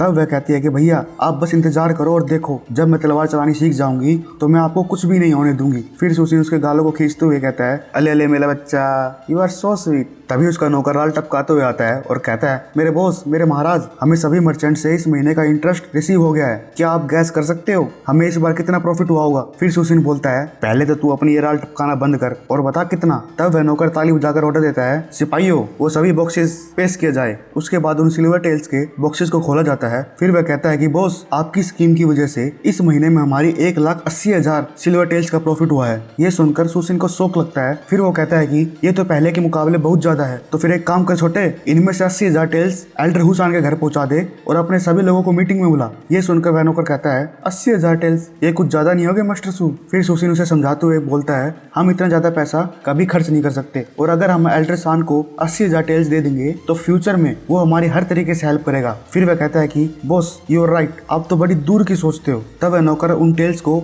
एल्डर सान के घर पहुंचा देता है। तभी फिर सुसिन के दिमाग में घंटी बजती है जिसमें उसका सिस्टम कहता है, बधाई हो चौधरी, तन्नयो मिशन भी कंप्लीट कर लिया, तो फिर ये ले रिवॉर्ड 200 विलन पॉइंट्स और एक लॉटरी इंटरमीडिएट लेवल की। फिर सुसिन सिस्टम से पूछता है, मेरे पास अभी कितनी लॉटरीज है? फिर वो सिस्टम बोलता है, तेरे पास कुल मिलाकर 34 लॉटरी है, 33 बेसिक लेवल की और एक इंटरमीडिएट लेवल की, और तुझे अभी अपना लक आजमाना है तो कृपया एक दबाइए। फिर सुसिन कहता है, अरे इब्बा नहीं, इब्बा तो बहुत काम है, बाद में ट्राई करूंगा। तभी उसका नौकर आवाज लगाता है, बॉस, हमारे सभी लोग आपका मीटिंग हॉल में इंतजार कर रहे हैं। फिर सुसिन कहता है, तू चल, मैं ही बाया। फिर आगे मीटिंग हॉल का सीन दिखाया जाता है जहाँ सुसिन कहता है, मैंने आज आप सभी लोगों को यहाँ इकट्ठा किया है, इसकी 2 वजह है। पहली ये कि आज आप सभी लोगों को मंथली सैलरी दी जाएगी और वो भी बिना टीडीएस काटे। इतना कहकर वह उस बॉक्स को लात मार के कहता है, इस मंथ की तुम्हारी सैलरी है 10 सिल्वर टेल्स ईच। तब वो मेंबर सोचते हैं, 10 टेल्स, इतना तो हमारे पूरे साल की इनकम थी लास्ट टाइम। फिर सुसिन उन लोगों से बोलता है, इस सैलरी को लेने का मतलब यह है कि आज से, बल्कि अभी से तुम सभी लोग मेरे सभी रूल्स को फॉलो करोगे। और रही बात दूसरे रीजन की, तो ओल्ड हुआंग, जरा आप उस लिस्ट को पढ़िए। तब ओल्ड हुआंग उस लिस्ट में से झाओसी, ल्यूसान और भी कई लोगों के नाम लेता है। इसके बाद सुसिन बोलता है, जिस किसी का भी नाम बोला गया है वो कृपया आगे आइए और अपनी सजा के लिए तैयार हो जाए। तभी सभी के सभी आकर सुसिन के सामने झुक जाते हैं। बड़े नवाबी शौक लग रहे हैं भाइयों हमारे हीरो के। फिर सुसिन कहता है, तुम्हारी इतनी हिम्मत जो अपने लोगों से चोरी कर रहे हो, तुम्हें क्या लगा था मुझे पता नहीं चलेगा कि तुम बिना पैसे दिए हमारे रेस्टोरेंट से खाना खा लोगे और फ्री में लौंडियाबाजी भी करोगे? पर सजा से पहले तुम सभी लोगों को ये पता होना चाहिए, आज तुम्हें सैलरी के तौर पर 10 टेल्स मिल रहे हैं, कल को ये 20, 30, यहाँ तक कि 40 भी हो सकते हैं, पर मुझे धोखा देकर तुम खुद अपनी कब्र खोद रहे हो। फिर उनमें से एक आदमी बोलता है, बॉस, मैं अपनी गलती स्वीकार करता हूँ और अपनी सजा के लिए तैयार हूँ। फिर आगे उन सभी लोग मारे जाते हैं। उसके बाद सुसिन कहता है, आज की पनिशमेंट उन सभी लोगों के लिए रिमाइंडर का काम करेगा जो ये सोचता है कि वो फ्री में कुछ भी कर सकता है, और अगर इसके बाद भी कोई ऐसा करता है तो उसे इस ग्रुप से बाहर निकाल दिया जाएगा, वो अलग। इसके अलावा उसकी गांड भी बड़ी अच्छे से तोड़ी जाएगी। इसके बाद ईगल बैंड और जिंजू बैंड के बॉर्डर का सीन दिखाया जाता है, जहां पर जिंजू बैंड का मेंबर होंग अपने लोगों को कहता है, जब ईगल गैंग मेरे अंडर में थी तब उन घटिया मर्चेंट्स के पास मेरे लिए 1% भी शेयर नहीं थे, पर सालों ने नए बॉस को 10% शेयर दे दिए। तब उसका साथी कहता है कि मैंने सुना है ईगल गैंग के नए बॉस ने गैम्बलिंग हाउस के ओनर को सरेआम मरवा दिया था, जिसके डर के कारण वो सभी के सभी मर्चेंट उसकी शरण में चले गए और अब वो सभी उसके गुलामों की तरह उसे इंटरेस्ट पे कर रहे हैं। फिर वह होंग नाक से देसी दवाई बनाते हुए कहता है, जब से वह टेरिटरी ईगल गैंग के अंडर आई है वहाँ के लोग बहुत ही अच्छे से जी रहे हैं। तभी उसके एक साथी की नजर एक आदमी पर जाती है, जिसे देखकर वह कहता है, ब्रदर होंग, ये आदमी तो ईगल गैंग का मेंबर है ना। फिर सीन उस आदमी पर जाती है जो दारू का मटका और चकना लेकर मस्ती में घूम रहा होता है और चलते चलते सोचता है कि शुक्र है भगवान का जो मैं हमारे बॉस सूसिन को फॉलो कर रहा हूँ, वरना मैं इतनी अय्याशियों वाली लाइफ कभी नहीं जी पाता। तभी वह होंग उसको चिल्लाते हुए बुलाता है, अबे सुन ना घोड़े, इधर आ, नहीं तो साले को अभी पेल दूंगा। फिर वह आदमी उसकी तरफ देखकर कहता है, माफ करना, क्या मैं तुम्हें जानता हूँ? अरे हाँ, तुम तो वही जिंजू बैंड के होंग हो ना, तू तो बिल्कुल भिखारी जैसा लग रहा है। ये सुनकर होंग को गुस्सा आ जाता है और फिर कहता है, अब साले तेरे जैसे गली के कुत्ते मेरे पे हंसेंगे, पकड़ो साले को। ये देखकर वह आदमी पूरा घबरा जाता है और कहता है, ये ईगल गैंग की टेरिटरी है, अगर तुम लोगों ने इसे क्रॉस करने की कोशिश भी की तो मेरे बॉस तुम लोगों को गाजर मूली की तरह काट देंगे। फिर वह होंग कहता है, बेटा आज तो तू पिटेगा ही, हम देखते हैं तेरा बॉस हमारा क्या उखाड़ लेगा। तब वो और उसकी गैंग उसको पेलना स्टार्ट कर देते हैं। फिर उनमें से एक आकर होंग को बोलता है, भाई ये तो सच में मर गया। तब होंग उस पर चिल्लाते हुए कहता है, सालो मैंने तुम लोगों को उसको पीटने के लिए बोला था, तुम हरामखोरों ने जिंदा आदमी मार दिया। फिर उसका साथी कहता है कि भैया वो गलती से मर गया, पर अब हम क्या करेंगे अगर ईगल गैंग रिवेंज लेने के लिए यहाँ गया तो? तब होंग कहता है, करना क्या है, जो भी हमने किया अपने बॉस को रिपोर्ट कर देंगे, फिर वो जाने उसे क्या करना है। फिर आगे दिखाया जाता है कि होंग अपने बॉस को सब कुछ बता देता है। तब उसका बॉस डाइचुंग कहता है, अरे तू घबरा क्यों रहा है, ये तो बिल्कुल मामूली सी बात है, मैं अपने किसी आदमी को भेज दूंगा, वो बात कर लेगा और उसके फ्यूनरल के लिए कुछ सिल्वर टेल्स भी दे दूंगा। फिर होंग कहता है कि बॉस क्या आपको लगता है कि ईगल गैंग इतनी आसानी से मान जाएगी? तब चुंग कहता है, अरे शांत हो जा, ज्यादा मत सोच, कुछ नहीं होगा। इधर सूसिन उसकी लाश को देख के गुस्से से लाल हो जाता है और कहता है, इन साले जिंजू के लोगों को हमारे लोगों को मारने की हिम्मत कैसे हुई? तब उसके गैंग के मेंबर्स कहते हैं, बॉस आपको उनसे जरूर पूछना चाहिए कि उन्होंने ऐसा क्यों किया, वो हमारे भाई की तरह था, वो ऐसे ही बेफालतू में नहीं मरना चाहिए। फिर सूसिन अपने नौकर से पूछता है, क्या कोई खबर आई जिंजू से? तब वह नौकर गुस्से में कहता है, उन हरामखोरों ने हमारे भाई के फ्यूनरल के लिए 10 सिल्वर टेल्स भेजे हैं। ये सुनकर सूसिन गुस्से में हाथ मारते हुए कहता है, सच में? शायद उन्हें नहीं लगता कि हम सब एक साथ काम कर रहे हैं। भाइयों आपको बता दूं कि जिंजू और ईगल गैंग की टेरिटरी दोनों एल्डर सान के ही अंडर आती है। तभी उसका एक मेंबर बोलता है कि बॉस हम समझ सकते हैं कि आप पॉलिटिक्स के कारण एक डिफिकल्ट पोजीशन पर हो, पर उन्होंने जिसे मारा है वो मेरे भाई जैसा था, मैं जब तक उन लोगों से बदला नहीं ले लेता मैं शांति से नहीं बैठूंगा। फिर वह नौकर कहता है कि बॉस हमें अब क्या करना चाहिए, अगर हम कॉम्प्रोमाइज करने के लिए रेडी हो गए तो हमारे लोग हमसे निराश हो जाएंगे। फिर सूसिन सोचता है कि मैं सूसिन ऐसे ही अपने लोगों की जान को बर्बाद नहीं होने दूंगा, मैं अब अपने पापा से मिलूंगा और यह श्योर करूंगा कि जिंजू उसकी कीमत खून के बदले खून दे चुका है। तो भाइयों क्या एल्डर सान इनका भी कॉम्प्रो करवा देगा या फिर होगा इनके बीच घमासान युद्ध? तो ये सब जानने के लिए आपको नेक्स्ट एपिसोड देखना पड़ेगा। तो मिलते हैं नेक्स्ट एपिसोड में, बाय। एपिसोड 7 की शुरुआत वहीं से होती है जहाँ से हमारा पिछला एपिसोड खत्म हुआ था। तो पिछले एपिसोड में हमने देखा था कि जिंजू गैंग के मेंबर ने ईगल गैंग के एक आदमी को मार दिया था। अब आगे जिंजू गैंग की टेरिटरी दिखाई जाती है जहाँ पे होंग टेंशन के मारे सोचा ही जा रहा था। तब डाइचुंग उससे बोलता है, क्या तो सुबह से बकरी समूह बना के बैठा है, तुझे बोला है ना कुछ नहीं होगा। फिर वह होंग कहता है, मास्टर चुंग मेरी तो उस बात के बारे में सोच सोच के फटी जा रही है, क्योंकि मैंने सुना है व्हीकल गैंग का नया बॉस बहुत ही खतरनाक है, मुझे नहीं लगता वो इस बात को ऐसे ही जाने देगा। तब चुंग गुस्से में कहता है, तो तुझे क्या लगता है उसकी इतनी हिम्मत है जो मेरी टेरिटरी में आकर मुझसे ही पंगा लेगा? फिर वह धड़ाम से अपना गदा टेबल पर मारकर उस टेबल को ही तोड़ देता है। उसके बाद वह कहता है, अगर उसने यहाँ आने की कोशिश भी की तो इस गधे से उसे मार मार कर उससे खत्म कर दूंगा। फिर आगे सीन एल्डर हुसान के घर पर जाता है जहाँ एल्डर सान हंसते उस बुढ़े से कहता है, देखा मेरे बेटे की काबिलियत, वो 1 महीने में इतना काबिल हो गया है कि उसने मुझे 80,000 टेल्स भेजे हैं। तो काउंसलर ली आप बताओ आपकी मेरे बेटे की काबिलियत के बारे में क्या राय है? तब वह बुढ़ा आग लगाते हुए कहता है, एल्डर सान वास्तव में ही आपका बेटा बहुत ही काबिल है, पर मैंने सुना है सूसिन को इस महीने 1,80,000 टेल्स रिसीव हुए थे, बट उसने उनमें से सिर्फ 80,000 टेल्स ही यहाँ भेजे हैं। फिर एल्डर सान कहता है, अच्छा ऐसी बात है। तभी इतने में सूसिन अपने लोगों के साथ आता है और कहता है, पापा स्वागत नहीं करोगे हमारा, आपका बेटा आपसे मिलने आया है। पर एल्डर सान नाराज होने के कारण बोलता है, आगे तो क्या तेरी आरती उतारूं, बता क्या काम है? फिर सूसिन कहता है, पापा मैं यहाँ आपके एडवाइस लेने के लिए आया हूँ, जैसे कि आपको पता ही होगा जिंजू गैंग ने मेरे एक आदमी को बेवजह मार दिया है। तब एल्डर सान बोलता है, ये सिर्फ एक सिंपल सी मिसअंडरस्टैंडिंग थी, उसका लीडर माफी मांगने के लिए पहले ही अपना आदमी भेज चुका है। तो तुझे इस बात पर ज्यादा ध्यान देने की कोई जरूरत नहीं, जो हो गया सो हो गया। फिर वह सुसिन चिल्लाते हुए बोलता है, पापा क्या मेरे साथियों की लाइफ की कीमत केवल 10 टेल्स है? फिर वह आगे बोलने जा ही रहा होता है, तभी तभी एल्ड्रेसान उसे चुप करवाते हुए बोलता है, बस बस बहुत हुआ, तुम्हारी टेरिटरी पहले से ही बहुत अच्छे से डेवलप हो रही है, तो इन बेकार की चीजों पर अपना टाइम वेस्ट ना करते हुए अपने काम पर ध्यान दो। फिर एल्ड्रेसान जाते हुए उस बुढ़े से कहता है, काउंसलर ली प्लीज आप मेरी तरफ से सुसिन को इस बारे में अच्छे से समझा दे। फिर वह बुढ़ा कहता है, यंग मास्टर इस तरह की घटना तो होती ही रहती है, तो आप इस बात को ज्यादा सीरियसली ना ले। तब सुसिन कहता है, काउंसलर ली मेरे पापा आज खुश नहीं लग रहे, क्या कुछ बात हो गई है? फिर वह उस बुड्ढे को घूस में एक गोल्ड टेल देकर कहता है, ये आपके लिए मेरी तरफ से छोटा सा गिफ्ट, आपकी चाय पानी के लिए। तब वह बुड्ढा बैठे ले भी लेता है और कहता है, अरे अरे इसकी क्या जरूरत थी यंग मास्टर, वैसे मैं आपको बता दूं इस बात को रफा दफा करने के लिए पहले ही ऊपर से ऑर्डर आ चुका है, और दूसरी तरफ आपने सिर्फ 80,000 टेल्स एल्ड्रेसान को दिए है, इसी के कारण ही वो तुमसे नाराज है। एक और बात, वास्तव में तुम्हारे किसी आदमी ने ही मुझे इस प्रॉफिट के बारे में एल्ड्रेसान को ये रिपोर्ट देने के लिए कहा था। फिर सुसिन ये सुनकर सोचता है, एक आदमी जो कभी संतुष्ट नहीं होता वह उस सांप के समान होता है जो हाथी को निगलने की कोशिश करता है। मतलब भाइयों इसके बाप को हाथी वाला चाहिए जो 80,000 टेल्स लेने के बाद भी संतुष्ट नहीं हो रहा। फिर वह सोचता है, जरूर उस साले जी ने ही ये रिपोर्ट एल्ड्रेसान को देने के लिए कहा होगा। भाइयों जी उनमें से ही है जो स्टार्टिंग में एल्ड्रेसान ने 2 लोग सुसिन को दिए थे।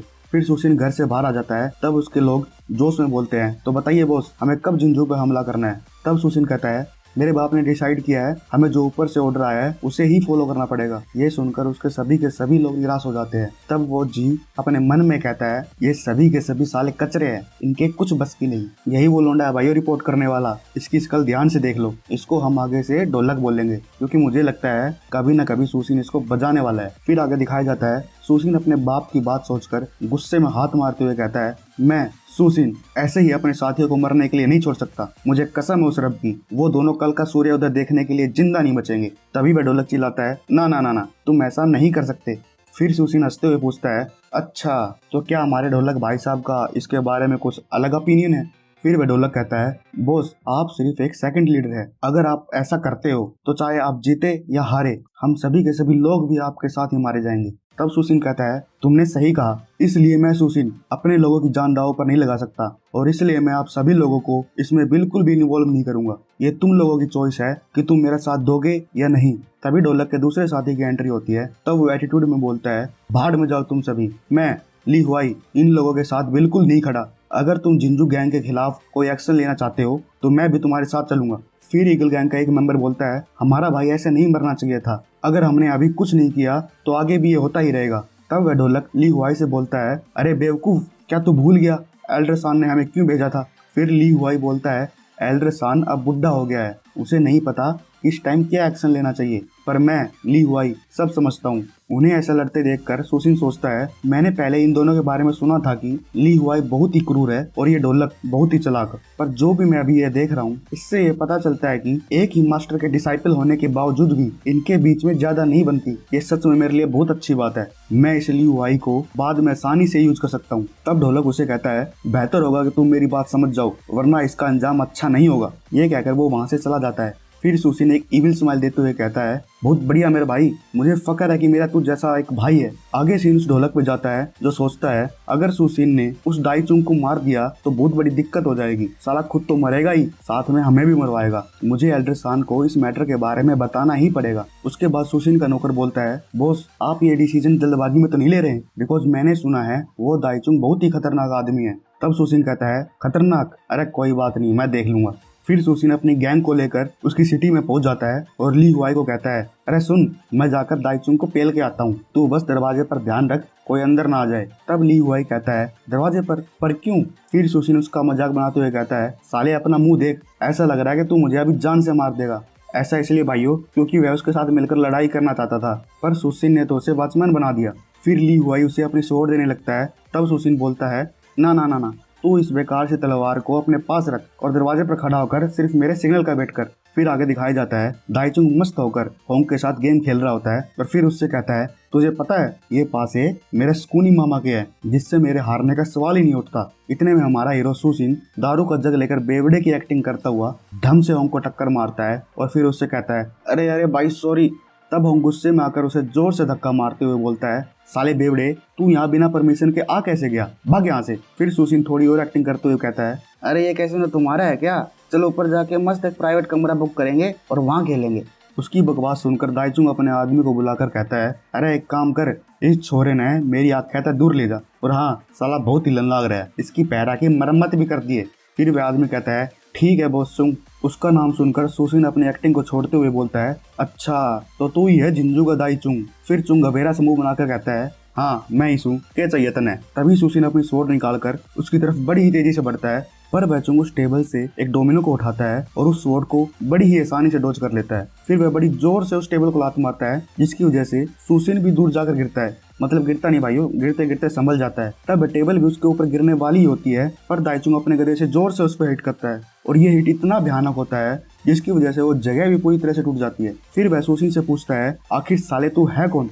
तब सुसिन कहता है, मैं वो हूँ जो आज तेरी जान लेकर रहेगा। सो गाइस, इसी के साथ हमारा ये एपिसोड खत्म होता है। तो क्या होगा इस युद्ध का परिणाम, ये तो आपको अगले एपिसोड में ही पता चलेगा। तो मिलते हैं नेक्स्ट एपिसोड में, बाय। तो आ गए उस चुंग की मौत का तमाशा देखने। अच्छा है। तो एपिसोड 8 की शुरुआत वहीं से होती है जहाँ से हमारा पिछला एपिसोड खत्म हुआ था। तो पिछले एपिसोड में हमने देखा था कि सुसिन अपनी गैंग के साथ आता है और दाईचुंग पे हमला कर देता है। अब आगे चुंग उससे पूछता है, ओए कौन है तू और किसने भेजा है तेरे को। तब सुसिन कहता है, मैं हूँ वो कलम वाली भाई जो तुझे मारकर क्रांति लाना चाहता है। इतना बोलकर वह उस पर बड़ी ही तेजी से हमला कर देता है। फिर चुंग बोलता है, ओए तू मुझे मारेगा, ये 250 किलो का गधा है और जब ये किसी पे पड़ता है ना तो आदमी उठता नहीं, उठ जाता है। तब चुंग बड़ी ही जोर से उस गधे को घुमाता है, जिसकी वजह से बहुत बड़ा ब्लास्ट होता है। पर सुसिन अपने आप को संभालते हुए दोबारा उस पर अटैक करता है, पर चुंग उसके अटैक को अपने गधे से रोक लेता है। फिर वह सोचता है, ये आदमी तो वूजी की पहली स्टेज पर है, वूजी शायद कोई मार्शल आर्ट की लेवल है दोस्तों। फिर वह उस गधे को जोर से पुश करता है, जिसके कारण सुसिन को बड़ी जोर से धक्का लगता है, पर फिर भी वह जैसे तैसे करके अपने आप को संभाल लेता है। तब वह सोचता है, हम दोनों ही वूजी के पहले लेवल पर है, पर इसे मारना तो बहुत मुश्किल लग रहा है। उसके बाद चुंग अपने लोगों को ऑर्डर देते हुए कहता है, अबे सालो यहाँ खड़े खड़े क्या मुजरा देख रहे हो, जाओ पकड़ो साले को। ये सुनकर उसके सभी के सभी लोग उस पर अटैक करने के लिए दौड़ते हैं। तभी सुसिन आवाज लगाता है, दया दरवाजा तोड़ दो। जिसे सुनकर ली हुआई दरवाजा तोड़ देता है, जिसके धमाके से वो सभी के सभी लोग दूर जाके गिरते हैं। फिर ली हुआई कहता है, अरे इसी का तो इंतजार था मुझे, अब सालों के गुर्दे ना छील दिए तो नाम बदल देना मेरा। तब वह बड़ी तेजी से उन लोगों की तरफ बढ़ता है और उन लोगों को बड़ी बेरहमी से काटने लग जाता है। उसे देखकर सुसिन सोचता है, अबे साले क्या वगैरह खा के आया है, टपाटप पे ले जा रहा है सबको। फिर चुंग उन लोगों पर गुस्सा करते हुए बोलता है, अबे सालो तुम्हें बोला था ना पहले इस लोंडे को पकड़ो, उस दूसरे के पास क्या अपनी ऐसी तैसी करवा रहे हो। अपनी ऐसी तैसी करवाने के बाद अब उसके लोग सुसिन पर भी अटैक करने के लिए दौड़ते हैं। तभी ली हुआई सुसिन की स्वॉर्ड उसकी तरफ फेंक कर कहता है, chief Su take your sword. तब उसका नाम सुनकर चुंग कहता है, अच्छा तो ये है सुसिन, ईगल गैंग का लीडर, इस साले को तो अब मैं जिंदा नहीं छोड़ूंगा। फिर आगे उस सुसिन को दिखाया जाता है जो उस स्वॉर्ड को कैच करने के लिए एक बड़ी छलांग लगाता है और अपनी स्वॉर्ड को पकड़कर एक खतरनाक अटैक उन लोगों पर कर देता है, जिसकी वजह से सभी के सभी एक ही स्लैश में मारे जाते हैं। इतना खतरनाक अटैक देखने के बाद तो चुंग की भी हालत खराब हो जाती है। फिर वह सोचता है, आखिर ये इतनी पावरफुल टेक्निक कैसे यूज कर सकता है। तभी सुसिन इतनी तेज स्पीड से उस पर अटैक करता है कि उसे डिफेंस करने का मौका भी नहीं मिलता। तब वो दम से जमीन पर गिरते गिरते अपने लोगों को बोलता है, अबे सालो बचा लो मुझे। फिर होंग हेल्प हेल्प चिल्लाते हुए भागता है और अपने लोगों को बोलता है, जाओ सालो अपने सुपीरियर को बता दो, इस सुसिन ने हमारे लीडर को मार दिया। तब सुसिन बड़े टसन में कहता है, बेटा होंग कहाँ जा रहे हो अपने पापा को छोड़कर। होंग की तो उसकी आवाज सुन के ही फट जाती है। तब वह कहता है, ओए पापा मैंने नहीं मारा उसे तो चीफ दाई ने मारा था, उसे तो आपने मार ही दिया, पर आपने मुझे मारने की कोशिश भी की ना तो आप भी यहाँ से जिंदा नहीं बच पाओगे। पर सुसिन उसकी बात पर ध्यान ना देते हुए उसको भी जान से मार देता है। तब ली हुआई कहता है, मास्टर सू ये मेरी बहुत बड़ी गलती थी, जो मैंने सोचा कि आप सिर्फ बड़ी बड़ी बातें करते हो। मुझे लगा था आप कभी भी अपने लोगों के लिए अपनी लाइफ रिस्क में नहीं डालोगे, पर आज से मैं ली हुआई ये वादा करता हूँ, अगर आपको फ्यूचर में कभी भी मेरी जरूरत पड़ेगी मैं हमेशा आपका साथ दूंगा। तब सुसिन कहता है, अरे कोई नहीं छोटे, वो सब पुरानी बात है, भूल जाओ इस बात को। और हाँ एक काम करियो, आते वक्त इनका सर काटता ले आइयो, मुझे विश्वास है कि तू ये कर लेगा। ये बोलकर वह वहाँ से चला जाता है। फिर आगे सुसिन का घर दिखाया जाता है, जहाँ उसका नौकर ढोलक से बोलता है, काफी देर होगी मास्टर सू को गए हुए, कहीं उन्हें कुछ हो तो नहीं गया। तब ढोलक बोलता है, अच्छा ये अगर वो मर गए होंगे तो, और अगर फिर भी वो वापस आ जाते हैं तो भी एल्डर सान उन्हें माफ नहीं करेंगे। ये सुनकर वह नौकर उस पर चिल्लाते हुए कहता है, अबे साले ढोलक बकवास बंद कर, तू शायद भूल रहा है कि हमारे चीफ सू की वजह से ही तुझे दाना पानी नसीब हो रहा है। तब ढोलक बोलता है, अबे साले तुझे क्या लगता है इस घटना के बाद भी एल्डर सान उसे माफ कर देंगे? ना ना ना बिल्कुल भी नहीं। तभी एक बुरा धड़ाम से उनके पास गिरता है, जिसकी वजह से उनकी नजर सुसिन और उसके लोगों की तरफ जाती है। फिर ली हुआई बोलता है, सालो तुम दोनों क्या बकचोदी कर रहे हो चीफ के पीछे से। उन्हें देखकर ढोलक तो वहीं की वहीं फ्रीज हो जाता है। फिर वह अपने मन में सोचता है, ये साले सच में वापस आ गए, ये कैसे पॉसिबल हो सकता है कि सुसिन और चुंग का लेवल सेम हो।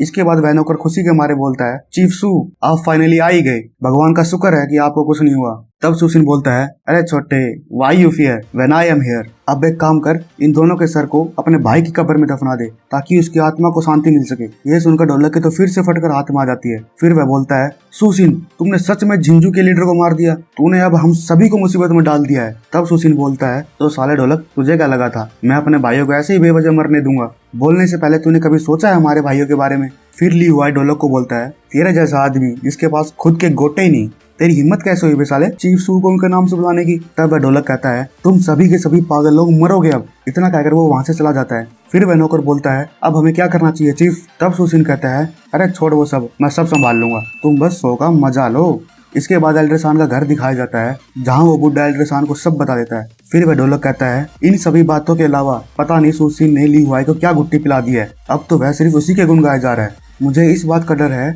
अगर आपने अब सुसिन को नहीं मारा तो कहीं वो आपके खिलाफ बगावत ना कर दे। ये बात सुनकर एल्ड्रेसान गुस्से में गिलास तोड़ के बोलता है, ये सुसिन साला अब मरेगा मेरे हाथों। तो गाइस इसी के साथ हमारा एपिसोड समाप्त होता है। तो अब सुसिन बचने के लिए क्या तरकीब यूज करेगा ये तो आपको नेक्स्ट एपिसोड में पता चलेगा। तो मिलते हैं नेक्स्ट एपिसोड में, बाय। एपिसोड 9 की शुरुआत वहीं से होती है जहाँ से हमारा पिछला एपिसोड खत्म हुआ था।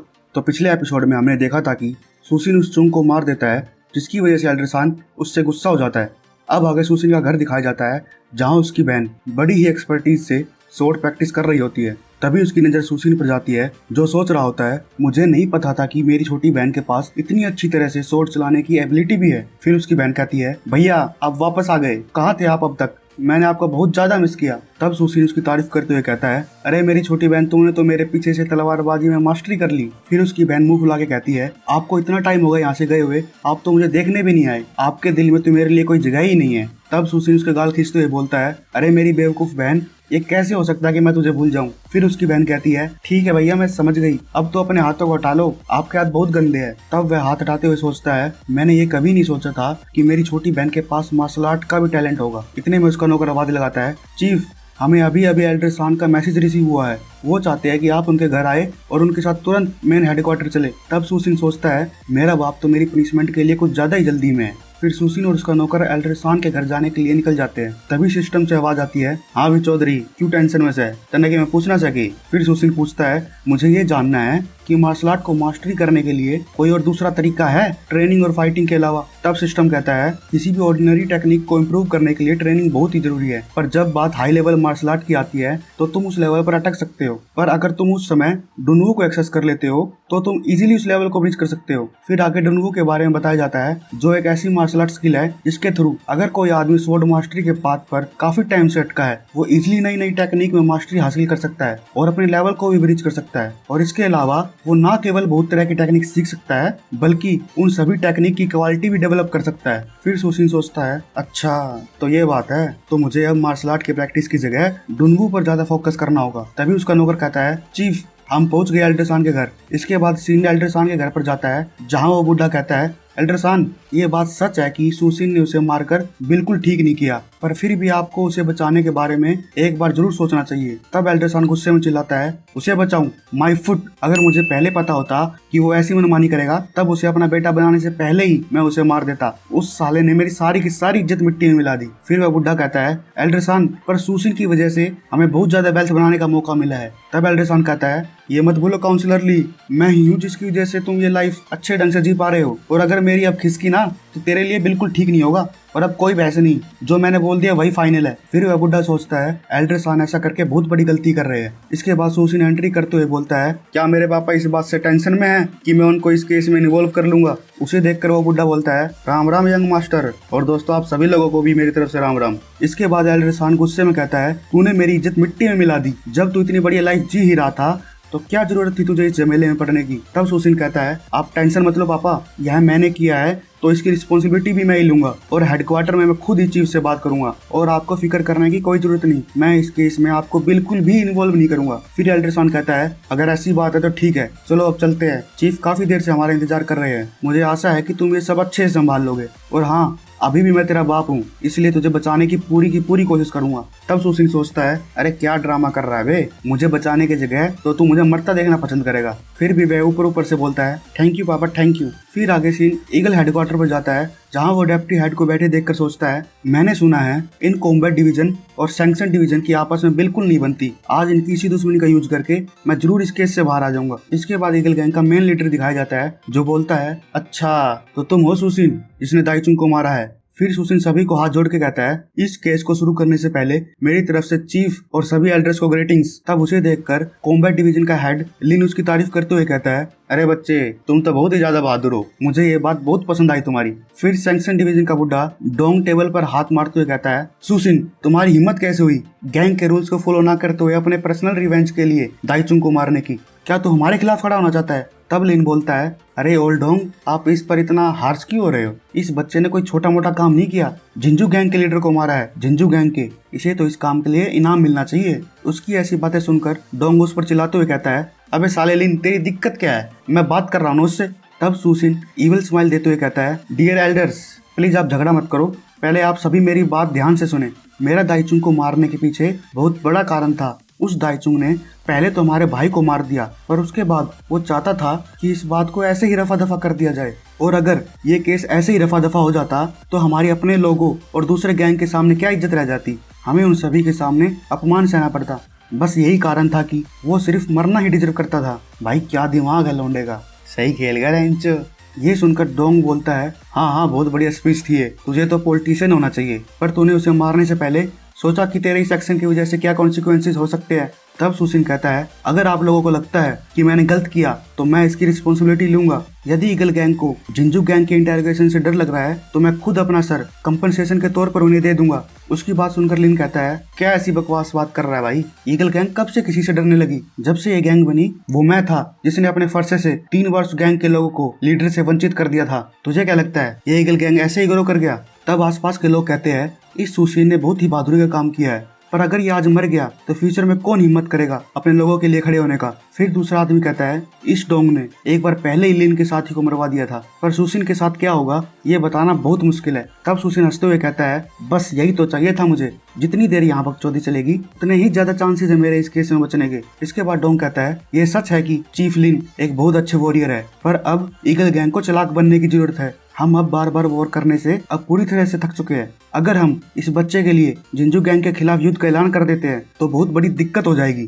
तब लिन डोंग से बोलता है, मैं देख पा रहा हूँ कि जितने तुम बूढ़े होते जा रहे हो ना उतनी ज्यादा तुम्हारी फटने लग रही है, पर मुझे इससे घंटा फर्क नहीं पड़ता। मुझे ये बच्चा पसंद है क्योंकि मैं इसमें खुद को देख सकता हूँ, पर अगर तुम ऐसे ही प्रवचन देते रहे ना तो साले इस ईगल गैंग की कोई भी मार के चला जाएगा। तभी डोंग गुस्से में गिलास तोड़ के उस पर फिर से चिल्लाता है, अबे साले कहा ना बीच में ना बोल, तो क्यों बार बार अपनी टांग बीच में डाल रहा है? ये सुनकर लिन उसको उंगली करते हुए बड़ी ही प्यारी बात बोलता है, अबे चल बे झोपड़ी के, ये आंखें किसी और को दिखाइयो। तुझे क्या लगता है लिन डर जाएगा? वो भी तुझसे? साले को यहीं जमीन में पटक के मारूंगा, पूरा ही धरती खोद देगा। तब उनकी लड़ाई देखकर सुसिन खुश होते हुए सोचता है, सभी जानते हैं कि चीफ लिन कभी भी अपनी बातों से पीछे नहीं हटते, वह बहुत ही जिद्दी इंसान है। इनके बीच की लड़ाई से तो अब मेरे बचने के चांस और भी ज्यादा बढ़ गए हैं। उनको लड़ता देखकर ईगल गैंग का मेन लीडर बोलता है, बस बहुत हुआ, तुम साले बुढ़े लोग इतने सालों से कुत्ते बिल्ली की तरह लड़ रहे हो, अभी तक तुम लोग थके नहीं लड़ लड़ कर? फिर वह उस मोटे झुंग ली से कहता है, तो झुंग आपकी क्या राय है इस केस के बारे में? तब वह मोटा कहता है, मुझे तो ये साफ दिखाई दे रहा है कि आप उस डोंग की तरफ हो, तो मेरा ओपिनियन तो वेस्ट ही है, पर अगर फिर भी आपको जानना है तो मुझे तो यही लगता है कि आप इस मैटर को इतनी कठोरता से ना ले और जैसा चीफ लिन कहते हैं वैसा ही करे, अदरवाइज हमारे लोग इस बात से काफी ज्यादा निराश हो सकते हैं। तब वह मेन लीडर सोचता है, साला मोटा सुअर, ये साला कैसे लिन की साइड हो गया? पर मेजोरिटी होने के कारण वह अपना डिसीजन सुनाते हुए बोलता है, सुसिन तुमने जो अपने लोगों के लिए किया सही किया, और अब तुम्हें जिंजू गैंग के लीडर को मारने के लिए रिवॉर्ड दिया जाएगा, तो आज से ही तुमको दाइचुंग की रैंक का लीडर घोषित किया जाता है। फिर सिंडोंग पर जाती है, जिसे देखकर साफ लग रहा था कि उसे ये डिसीजन बिल्कुल भी पसंद नहीं आया। इसके बाद मेन लीडर बोलता है, पर तुमने गैंग के रूल्स को तोड़कर बिना परमिशन के उस दाइचुंग से फाइट किया है, इसके कॉन्सिक्वेंसेस तो तुम्हें खुद ही झेलने पड़ेंगे, पर फिर भी इस काम के कारण तुम्हें रिवॉर्ड में एक नए लीडर के रूप में अपॉइंट किया जाता है, पर ध्यान रहे अगर तुम रूल्स को फॉलो नहीं करते तो तुम अगली बार नहीं बचोगे। फिर सुसिन कहता है, I appreciate your gratitude chief, और मैं इन बातों का अगली बार से जरूर ध्यान रखूंगा। इसके बाद सीनियर लीडर शान पर जाता है, जो इस डिसीजन को सुनकर सोचता है, मुझे पता था लीडर उस लिन को अपना राइट हैंड समझता है, और इस सुसिन ने अपने दिमाग का यूज करके बहुत ही अच्छे से इनकी फाइट का एडवांटेज उठाया है, मानना तो पड़ेगा, कुछ बात तो है इसमें। फिर आके डोंग मेन लीडर को बोलता है, पर चीफ अब हम उस जिंजू गैंग का क्या करेंगे, वो अब दाइचुंग की मौत की वजह से हमें नहीं छोड़ेंगे। इसे डर लग रहा है दोस्तों कहीं अकेले में देख के साले को कोई पेल ना दे। तब लिन कहता है, अरे झोपड़ी के, तुझे पहले बोला था ना कि हम जिंजू गैंग से नहीं डरते। फिर मेन लीडर कहता है, वास्तव में जिंजू गैंग की हमारे सामने कोई औकात नहीं। इसके अलावा मैंने सुना है उनके गैंग लीडर्स की आपस में बिल्कुल नहीं बनती, और अगर फिर भी वो हमसे वोट छेड़ते हैं तो माँ कसम मजा ही आ जाएगा। इसे सुनकर लिन जोर जोर से हंसते हुए कहता है, हमारा चीफ हमेशा सब चीजों के लिए तैयार रहता है। चलो अच्छा है, मुझे तो इस मूवमेंट का बरसों से इंतजार था। फिर डोंग लिन के पास जाकर कहता है, ये मत सोचना कि चीफ ने तुम्हारी साइड बोला है तो तुम जीत गए। अभी हमारे बीच कुछ खत्म नहीं हुआ है, तुझे तो मैं बाद में देख लूंगा। उसके बाद वह सुसिन की तरफ देख के सोचता है, ये बंदा जरूर कोई ना कोई बड़ी मुसीबत ला कर रहेगा अगर जल्दी इसे नहीं मारा तो। इसके बाद वो वहाँ से चला जाता है। फिर लिन उसके पास जाकर तारीफ करते हुए कहता है, अरे तू तो सच में कमाल का लौंडा है, मुझे तेरा करैक्टर बहुत पसंद आया। तब सुसिन उसको चने के झाड़ पर चढ़ाते हुए कहता है, चीफ लिन, जब मैं ईगल गैंग का मेंबर बना और आपके कारनामों के बारे में सुना, मैं तो तभी से आपका जबरा फैन हो गया था। सच बोलूं तो आप मेरे बहुत ही बड़े आइडल हो। तब लिन हंसते हुए कहता है, अरे अरे मक्खन लगाना बंद कर भाई, और फ्यूचर में कोई भी दिक्कत हो सीधे मेरे पास आना। ये बोलने के बाद वो भी वहाँ से चला जाता है। उसके बाद सीन एल्ड्रेसान पर जाती है जो कहता है, बहुत बढ़िया चीते, पर ध्यान रहे आगे से इतना लापरवाह होने की कोई जरूरत नहीं, और कुछ भी करने से पहले मुझसे बात कर लेना। फिर सुसिन एल्ड्रेसान को कहता है, पापा एक्चुअली मुझे डर लग रहा था कि कहीं मैं आप पर बोझ ना बन जाऊं। तभी एल्ड्रेसान उसे बीच में चुप करते हुए कहता है, तुम्हें कुछ कहने की जरूरत नहीं। तुम्हें क्या लगता है मैं इस टाइप का बंदा हूँ जो किसी मुसीबत से डर जाऊँ? फिर सुसिन पीछे से ईविल स्माइल देते हुए कहता है, ठीक है पापा मैं समझ गया, नेक्स्ट टाइम मैं सबसे पहले आपसे ही बात करूंगा। फिर एल्ड्रेसान के जाने के बाद सुसिन सोचता है, ये केस तो मैंने संभाल लिया, अब आगे क्या करोगे पापा? दोस्तों इसके लक्षण बिल्कुल ठीक नहीं लग रहे, ये फिर कुछ ना कुछ तूफानी जरूर करेगा। तो गाइस इसी के साथ हमारा ये एपिसोड समाप्त होता है। तो इस वीडियो को लाइक करो, शेयर करो और चैनल को सब्सक्राइब करो। फिर मिलते हैं नेक्स्ट एपिसोड में। अच्छा है। एपिसोड 10 की शुरुआत वहीं से होती है जहां से हमारा पिछला एपिसोड खत्म हुआ था। तो पिछले एपिसोड में हमने देखा था कि सुसिन उन एल्डर्स की फाइट का एडवांटेज उठाकर आसानी से बच जाता है। अब आगे सुसिन का घर दिखाया जाता है जहां वो मेडिटेशन करते हुए सोचता है, अगर उस वक्त चीफ लिन मेरा साथ नहीं देते तो शायद मैं इस केस की वजह से मार दिया गया होता। फिर वह उन तीनों एल्डर्स के बारे में ऑब्जर्वेशन करता है। जुआंग ली वो मोटा बहुत ही चालाक है, और वो डोंग बिना सेल्फिशनेस के गैंग के बारे में ही सोचता है, पर फिर भी उसके असली इरादे किसी को भी नहीं पता। और लास्ट सिंपल माइंडेड लिन, जिसे स्काई हॉक फैक्शन मास्टर के थ्रू इजीली कंट्रोल किया जा सकता है। आसान शब्दों में कहूँ तो उनमें से हर एक जानता है कि इसको कैसे कंट्रोल कर सकते हैं। वह यह सोच ही रहा था तभी अचानक से सिस्टम से एक मिशन एक्टिवेशन का पॉपअप ओपन होता है जिसमें लिखा होता है, बेटा अब तो तू अमीर आदमी बन गया, तो अब तुझे इलेक्शन में खड़ा होना है, तो अब तेरा नेक्स्ट मिशन है स्काई हॉक का होल मास्टर बनना, वो भी 1 साल में। अगर तू मिशन कंप्लीट नहीं कर पाया तो पेनल्टी के तौर पर तू एक मार्शल स्किल खो देगा और तेरी कल्टीवेशन भी ड्रॉप हो जाएगी। और अगर तू मिशन 50% कंप्लीट कर लेता है तो रिवॉर्ड के रूप में तुझे लो ग्रेड की लकी स्पिन और 2 से 3 स्टार लेवल का कोई और रिवॉर्ड, और अगर 100% कंप्लीट कर लेता है तो तुझे 2.5 स्टार की violet miss technique 800 villain points और 2 इंटरमीडिएट ग्रेड की लकी स्पिन मिलेगी। फिर सुसिन सिस्टम से पूछता है, फिलहाल मेरे पास कितनी लकी स्पिन है? तब सिस्टम कहता है, तेरे पास अभी कुल मिला के 35 लो ग्रेड की और 1 मिडिल ग्रेड की लकी स्पिन है, और अगर तू चाहे तो मैं 10 लो ग्रेड स्पिन के बदले तुझे 1 मिडिल ग्रेड की लकी स्पिन दे सकता हूँ। फिर सुसिन कहता है, तो ठीक है, फिलहाल के लिए उनको 3 मिडिल ग्रेड की स्पिन में कन्वर्ट कर दो। तब सिस्टम कहता है, ठीक है चौधरी, और पहले की तरह धड़ाम से लकी स्पिनर फिर से उसको ऊपर फेंक देता है। फिर सुसिन गुस्से में उस पर चिल्लाते हुए कहता है, अबे साले क्यों बार बार मेरी फाड़ रहा है, अब तो सुधर जा, किसी दिन ये मेरे ऊपर गिर गया ना तो साले यहीं दफन हो जाऊंगा मैं। इसके बाद वो उस स्पिनर का बटन प्रेस करता है जिसमें उसे लेवल 2 की एक स्पिरिट ओपनिंग पाउडर की बोतल मिलती है, जिसका यूज करके वह अपनी इंटरनल एनर्जी को बहुत जल्दी इंप्रूव कर सकता है, और अगर इसका इस्तेमाल लंबे समय तक किया जाए तो वह असेंशन रियलम यानी कि हायर लेवल पर भी पहुंच सकता है। उस पाउडर को देखकर सुसिन सोचता है, यह सच में बड़ी ही जबरदस्त चीज है, पर मुझे इसे लंबे समय तक कंज्यूम करना पड़ेगा। इसके बाद वह सेकंड स्पिन यूज करता है जिसमें उसे इस बुड्ढे की बेहतरीन स्किल मिलती है। फिर सिस्टम इस स्किल के बारे में बताता है, जब कुत्ता कुतिया के साथ संभोग करते करते अटक जाएगा तब उनके बीच में लठ मार के कुत्ते की नसबंदी करने की बेहतरीन स्किल, वो भी पूरे हाफ स्टार की टेक्निक। इतनी बेहतरीन स्किल मिलने के बाद तो सुसिन वहीं स्वर्ग से धार जाता है। फिर स्वर्ग में लेटे लेटे सोचता है, अबे साले सिस्टम, मैं क्या करूं, अब जॉब छोड़ दूं और लगा दूं अपने सभी आदमियों को कुत्तों के पीछे, उनकी नसबंदी करता फिरूं अब मैं। इसके बाद थर्ड स्पिन में उसे 2.5 स्टार की 2 कल्टीवेशन टेक्निक मिलती है, जिसे देखकर वह सोचता है, चलो कुछ तो अच्छा मिला। फिर वो बुक दिखाई जाती है जिसमें किसी तरह की डिमोनिक स्वॉर्ड टेक्निक होती है, जिसे देखकर अपना हीरो बड़ा ही खुश होता है। इसके बाद सीन अगले दिन पर जाता है जहाँ सुसिन खाना खाने के बाद टहल रहा होता है। तभी उसका नौकर कहता है, चीफ सू कांग्रेचुलेशंस। तब सुसिन कहता है, अरे छोटे किस बात की बधाई, आज कौन सी खबर लेके आया है। फिर नौकर कहता है, हमारे हैप्पी गो लकी के सभी लोग जानते हैं कि आपने ही दाइचुंग को मारा है। दोस्तों हैप्पी गो लकी सुसिन का एरिया है, पर फिर भी स्काई ओक फैक्शन ने आपको अभी तक इस काम के लिए कोई रिवॉर्ड नहीं दिया है। मुझे लगता है आपको स्काई हॉक फैक्शन में अपनी पोजीशन सिक्योर जरूर करनी चाहिए। भाई स्काई हॉक उस मेन लीडर का हेडक्वार्टर है जहां सुसिन की पेशी हुई थी। तब सुसिन बोलता है, मुझे तो लगा था हैप्पी गो फर्स्ट मुझे मरा हुआ देखना चाहते थे ताकि उन्हें किसी भी तरह का इंटरेस्ट पे ना करना पड़े। फिर वह नौकर कहता है, हम सभी के सभी आपके बहुत आभारी है मास्टर सू, क्योंकि हम आपकी वजह से ही इतना पैसा कमा रहे हैं। मैं नहीं जानता दूसरे लोग क्या सोचते हैं, पर मैं तो आपको तहे दिल से सपोर्ट करता हूँ। फिर सुसिन कहता है, अरे लोंडे तू तो है ही औरों से समझदार। फिर उसका नौकर कहता है, बॉस सू ली हुआई आपसे मिलने के लिए हॉल में इंतजार कर रहे हैं। फिर वह चलते चलते सुसिन से पूछता है, बॉस आपको क्या लगता है कहीं सभी मर्चेंट्स मिलकर आपके खिलाफ साजिश तो नहीं कर रहे। तब सुसिन कहता है, अरे नहीं, उन सालों के गुर्दों में इतना दम नहीं जो मेरे खिलाफ साजिश कर सके। फिर आगे सीन ली हुआई पर जाता है जिसे सभी लोग उसे सेलिब्रिटी की तरह घेर कर खड़े हुए थे। तब उनमें से एक पूछता है, बताइए ना ब्रदर ली,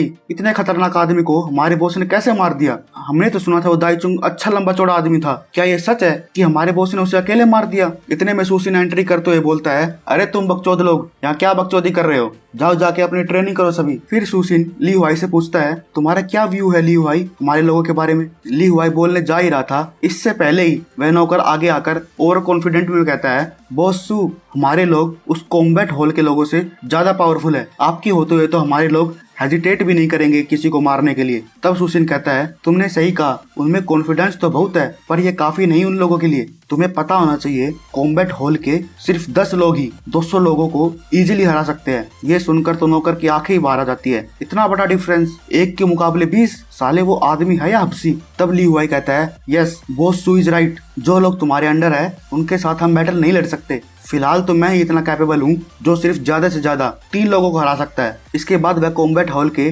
डिसाइपल के बारे में बताते हुए कहता है, कॉम्बैट हॉल के डिसाइपल बचपन से ही खुद को ट्रेन कर रहे हैं। वो हर मील के साथ मीट और अंडे खाते हैं, और तो और हर रात अपनी बॉडी को मजबूत करने के लिए मेडिकल बाथ भी लेते हैं। फिर नौकर उससे पूछता है, तुम्हें इन सब के बारे में कैसे पता? तब वह कहता है, क्योंकि मुझे कॉम्बैट हॉल ने रिजेक्ट कर दिया था इसलिए। फिर नौकर बोलता है, तुम्हारी इतनी ताकत के बावजूद तुम्हें कैसे रिजेक्ट कर सकते हैं वो? तब ली हुआई अपनी दुख भरी कहानी सुनाते हुए कहता है, जब मैं यंग था तो उस समय मैंने अपने पेरेंट्स को खो दिया था, जिसकी वजह से प्रॉपर्टी के लिए मेरे अंकल हमेशा मुझ पर अत्याचार करते थे, पर जैसे तैसे करके मैं उनसे बच गया। तब मैं कॉम्बैट हॉल को ज्वाइन करना चाहता था, पर उस समय मेरे पतले से शरीर में बिल्कुल भी स्ट्रेंथ नहीं थी। फिर सुसिन ली हुआई से पूछता है, क्या तूने कभी इंटरनल एनर्जी को कल्टीवेट किया है? और अगर मैं तुम्हें इंटरनल एनर्जी कल्टीवेशन टेक्निक दे दूं तो तुम अपनी स्ट्रेंथ को कितने लेवल तक इम्प्रूव कर सकते हो? तब ली हुआई जोश में कहता है, बॉस मैं इससे अपने लेवल को 10 टाइम्स इंक्रीज कर सकता हूँ। फिर सुसिन उसे 2 बुक देकर कहता है, तो ले फिर मेरे अंडर जितने भी लोग हैं